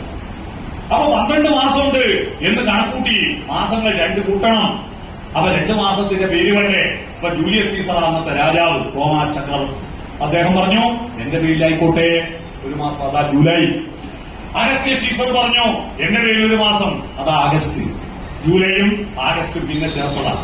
ജൂലൈയും ആഗസ്റ്റും വരുന്നതിന് മുമ്പ് ജനുവരി 1, ഫെബ്രുവരി 2, മാർച്ച് 3, ഏപ്രിൽ 4, മെയ് 5, ജൂൺ 6, 7 മാസം ജൂലൈയോ ആഗസ്റ്റോ ഇല്ലാതെ 7 സെപ്റ്റംബർ, 8 ഒക്ടോബർ, 9 നവംബർ, 10 ഡിസംബർ. മനസ്സിലായോ എങ്ങനെ ഇത് വന്നു? റോമാ കലണ്ടറും ഇന്ത്യൻ കലണ്ടറും എങ്ങനെ വന്നു? അവിടെയാ മനസ്സിലാക്കേണ്ടത്. ഇത് രണ്ടും ഭാഷകൾ ഒരു സ്ഥലത്തുനിന്ന് ഉണ്ടായി പലരും. അതുകൊണ്ടാണ് ഭൂമിയിൽ എല്ലാ ഭാഷയിലെയും കണക്ക് 10ാമത്തെ പൂജ്യവും, പിന്നെ ഗുണിക്കണം 10 അടുത്ത പൂജ്യം. 10 കഴിഞ്ഞാൽ പിന്നെ അടുത്ത പൂജ്യം 20, 30, 40, 50. ഗുണിക്കണം 10 100, പിന്നെ ഗുണിക്കണം 10 1000. 10 മലയാളത്തിലെ കണക്ക്. അതുകൊണ്ട് ആ 10 കൂട്ടി വെച്ച് കഴിഞ്ഞാൽ നമ്മൾ സമ്പത്ത് എന്ന് പറയും. സമ്പത്ത് 10 കൂട്ടി വെക്കാൻ പഴയ തറവാട് വീടുകളിൽ ഒരു പെട്ടിയുണ്ടായിരുന്നു. അതാണ് 10,000. എന്നാൽ ഇംഗ്ലീഷിലും 10 തന്നെയാ. 1, 10, 100,000. ഹിന്ദിയിലും 10, 1, 10, 1,000. സംസ്കൃതത്തിലും 10, 1, 10, 100, സഹസ്രം. അറബിയിലും ജപ്പാനിലും ചൈനയിലും അമേരിക്കയിലും ആഫ്രിക്കയിലും എല്ലാ ഭാഷയിലും 10ന്റെ കണക്കാണ് കണക്ക്. എന്തുകൊണ്ട് 9ന്റെ കണക്ക് ഒരു ഭാഷയിലും ഉണ്ടായില്ല? എന്തുകൊണ്ട് 5ന്റെ കണക്ക് ഒരു ഭാഷയിലും ഉണ്ടായില്ല? എന്താണ് 10 അറിയാമോ? ഈ കണക്കിലൂടെ ശ്രീനാരായണ ഗുരുവിലെത്താം. ലോകത്തേത് മനുഷ്യരും എണ്ണം പഠിച്ചത് സ്വന്തം വിരലിലെണ്ണിയില്ല. എല്ലാവർക്കും വിരലെത്രയാ? 10. ബ്രഹ്മാവ് സൃഷ്ടിച്ചവരും യഹോവ സൃഷ്ടിച്ചവരും കർത്താവ് സൃഷ്ടിച്ചവരും അള്ളാഹു സൃഷ്ടിച്ചവരും വിരലിന്റെ എണ്ണം 10, കണ്ണിന്റെ എണ്ണം 2, മൂക്കിന്റെ ദ്വാരം 2, ചെവി 2. ഈ പല ദൈവങ്ങൾ പലയിടങ്ങളിൽ നിന്ന് സൃഷ്ടിച്ചാൽ എന്തെങ്കിലും ഒരു മാറ്റം ഉണ്ടല്ലേ? ഒരു മാറ്റമില്ലല്ലോ. എല്ലാം ഒരുപോലെ. ഈ കണക്കെങ്ങനെ വന്നു? യഹോവ യഹൂദന്മാരെ സൃഷ്ടിച്ച് അതിന്റെ സോഫ്റ്റ്വെയർ ബ്രഹ്മാവിന് വാട്സപ്പിൽ അയച്ചു കൊടുത്തു. ബ്രഹ്മാവ് അത് ഡൗൺലോഡ് ചെയ്തിട്ട് ഹിന്ദുക്കളെ ഉണ്ടാക്കി. എന്നിട്ട് അത് ഇൻസ്റ്റാഗ്രാം പോസ്റ്റ് ചെയ്തത് കണ്ടിട്ട് കർത്താവ് ക്രിസ്ത്യാനികളെ ഉണ്ടാക്കി. എന്നിട്ട് അത് മെസഞ്ചർ അള്ളാഹുവിനെ അയച്ചു കൊടുത്തു. അള്ളാഹു അത് ഡൗൺലോഡ് ചെയ്തിട്ട് മുസ്ലിങ്ങൾ ഉണ്ടാക്കി ആരും പറയോ? അപ്പൊ എന്താ മനസ്സിലായത്? ഈ ഭൂമിയിലുള്ള മനുഷ്യരെല്ലാം ഓർത്താൽ ഒരൊറ്റ തറവാട്ട്, ഒരു ജാതി പിടികിട്ടിയ. ഒരു ജാതി എന്ന് പറയുന്നത് കേവലം ഒരു ദർശനമല്ല, അത് ജൈവികമായി പ്രകൃതി നിയമപ്രകാരം ഈ ഭൂമിയിലുള്ള മനുഷ്യരെല്ലാം ഒറ്റ ജാതിയാണ്. പുണർന്നുപറ്റവരെല്ലാം ഒറ്റ ജാതി. ഒരൊറ്റ മതം, സത്യാന്വേഷണ മതം. ഒരൊറ്റ മതം, സത്യത്തെ അന്വേഷിക്കും. ഒരു ദൈവം. പല ദൈവങ്ങൾ പല മൂലക്കിരുന്നിട്ട് അനുഗ്രഹിക്കുന്നവരല്ല. ഈ പ്രപഞ്ചത്തെ മൊത്തം നിയന്ത്രിക്കുന്ന ഒറ്റ ദൈവം. രണ്ടില്ല, അതാണ് അദ്വൈതം. രണ്ടില്ല, ഒന്നേ ഉള്ളൂ, അതാണ് ഒരു ജാതി, ഒരു മതം, ഒരു മനുഷ്യൻ, ഒരു ദൈവം മനുഷ്യനോട് വെറുതെ എന്ന് പറഞ്ഞല്ല. അതിന്റെ പിറകിൽ ജൈവികവും തത്വശാസ്ത്രപരവുമായ വലിയൊരു പിൻബലത്തോടു കൂടിയാണെന്ന് പറഞ്ഞു. പക്ഷേ പ്രായോഗികമായിട്ട് എന്താ പ്രശ്നം? ഇപ്പൊ ബോംബെ കോർപ്പറേഷനിൽ ഒറ്റ പാർട്ടി മതി എന്ന് തീരുമാനിക്കുക. അപ്പോ ശിവസേനക്കാർ പറയും അത് എന്റെ പാർട്ടി, BJPക്കാർ പറയും എന്റെ പാർട്ടി, അല്ലെ NCPക്കാർ പറയും എന്റെ പാർട്ടി. നടക്കുമോ? നടക്കില്ല. എല്ലാവരും അവനവന്റെ പണം പറയും. അപ്പോ ഒരു വിധത്തിൽ ഒരു ജാതി, ഒരു മതം, ഒരു ദൈവം ഉണ്ടാക്കിയ വലിയ പ്രയാസമാണെന്ന് മനസ്സിലാക്കിയ ഗുരു ഉടൻ തന്നെ വീണ്ടും പറഞ്ഞു, മതം ഏതായാലും മനുഷ്യൻ നന്നായാൽ മതി. ഇതിന്റെ ലക്ഷ്യമല്ല മനുഷ്യൻ നന്നായാൽ. ദൈവത്തിന്റെ ലക്ഷ്യം, ദൈവവിശ്വാസത്തിന്റെ ലക്ഷ്യം ദൈവത്തെ നന്നാക്കലാണോ? രാമായണം വായിക്കുന്നത് രാമനെ നന്നാക്കാനാണോ? അല്ല, നമ്മൾ നന്നാകാൻ. മനുഷ്യൻ നന്നായാൽ മതി. അതാണ് മനുഷ്യൻ നന്നായത്. അതുകൊണ്ട് ഈ കേരളം ജാതിയുടെയും മതത്തിന്റെയും പേരിൽ വെറുപ്പ് വളർത്തുന്ന കാഴ്ച കണ്ടിട്ട് ഇന്ത്യയുടെ നവോത്ഥാന നായകൻ വിവേകാനന്ദ സ്വാമികൾ പറഞ്ഞു, ഇത് ഭ്രാന്താലയമാണ്. ഭ്രാന്താലയമാണെന്ന് പറഞ്ഞപ്പോ അത് കേരളത്തിന്റെ തത്വശാസ്ത്രത്തിന്റെ അന്തരാത്മാവിലുണ്ടാക്കിയ പൊള്ളലിൽ നിന്ന് ഒരു പ്രതിധ്വനി ഉണ്ടായി. ആ പ്രതിധ്വനി എവിടെ ധർമ്മത്തിന് ഗ്ലാനി സംഭവിക്കുന്നുവോ അവിടെ ഒരാത്മശക്തി ഉണരുമെന്ന് ഭഗവത്ഗീതയിൽ പറഞ്ഞില്ലേ? യഥാ യഥാ ധർമ്മസ്യ ഗ്ലാനിർഭവതി ഭാരത അഭ്യുത്ഥാനമധർമ്മസ്യ തദാത്മാനം സൃജാമ്യഹം. തദാത്മാനം സൃജാമ്യഹം. അവിടെ ഒരാത്മശക്തി അവതരിക്കും. ആ അവതരിച്ച കേരളത്തിന്റെ ആത്മശക്തിയായിരുന്നു ജാതിഭേദം മതദ്വേഷം ഏതുമില്ലാതെ സർവരും സോദരത്വേന വാഴുന്ന മാതൃകാസ്ഥാനമാണിത് എന്ന മന്ത്രം ആ ആത്മാനം സൃജാമ്യപ്പം ആ മന്ത്രം ഉയർത്തിയ ഗുരുവായിരുന്നു ആത്മശക്തി. ആ ഗുരുവാണ് ആത്മശക്തി. ആ ആത്മശക്തിയിൽ നിന്ന് നമ്മൾ എത്ര അകന്നു പോകുന്നുവോ അത്ര മാനവികതയിൽ നിന്ന് രാക്ഷസീയതയിലേക്ക് മൃഗീയതയിലേക്ക് നമ്മൾ പിരിഞ്ഞു പോകും.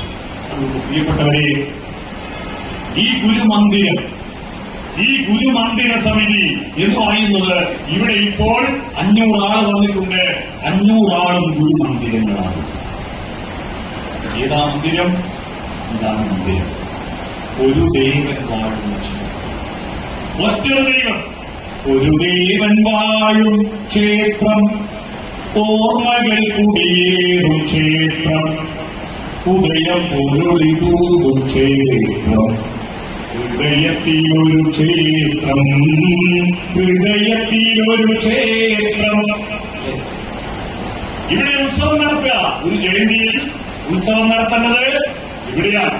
അനകളില്ലാതെ അമ്പാരില്ലാതെ പാട്ടു നടത്താറുണ്ടിവിടെ, സ്വപ്നങ്ങൾ ആഘോഷം നടത്താറുണ്ടിവിടെ, മോഹങ്ങളും മോഹഭംഗങ്ങളും ചേർന്ന് കഥകളിയാടാറുണ്ടിവിടെ, ചിന്തകൾ മുഴുകാപ്പു ചാത്താറുണ്ടിവിടെ, മുറജപമില്ലാത്ത നടത്തമില്ലാത്ത പഴയ ഗുഹാക്ഷേത്രം, മാനവ ഹൃദയം ദേവാലയം.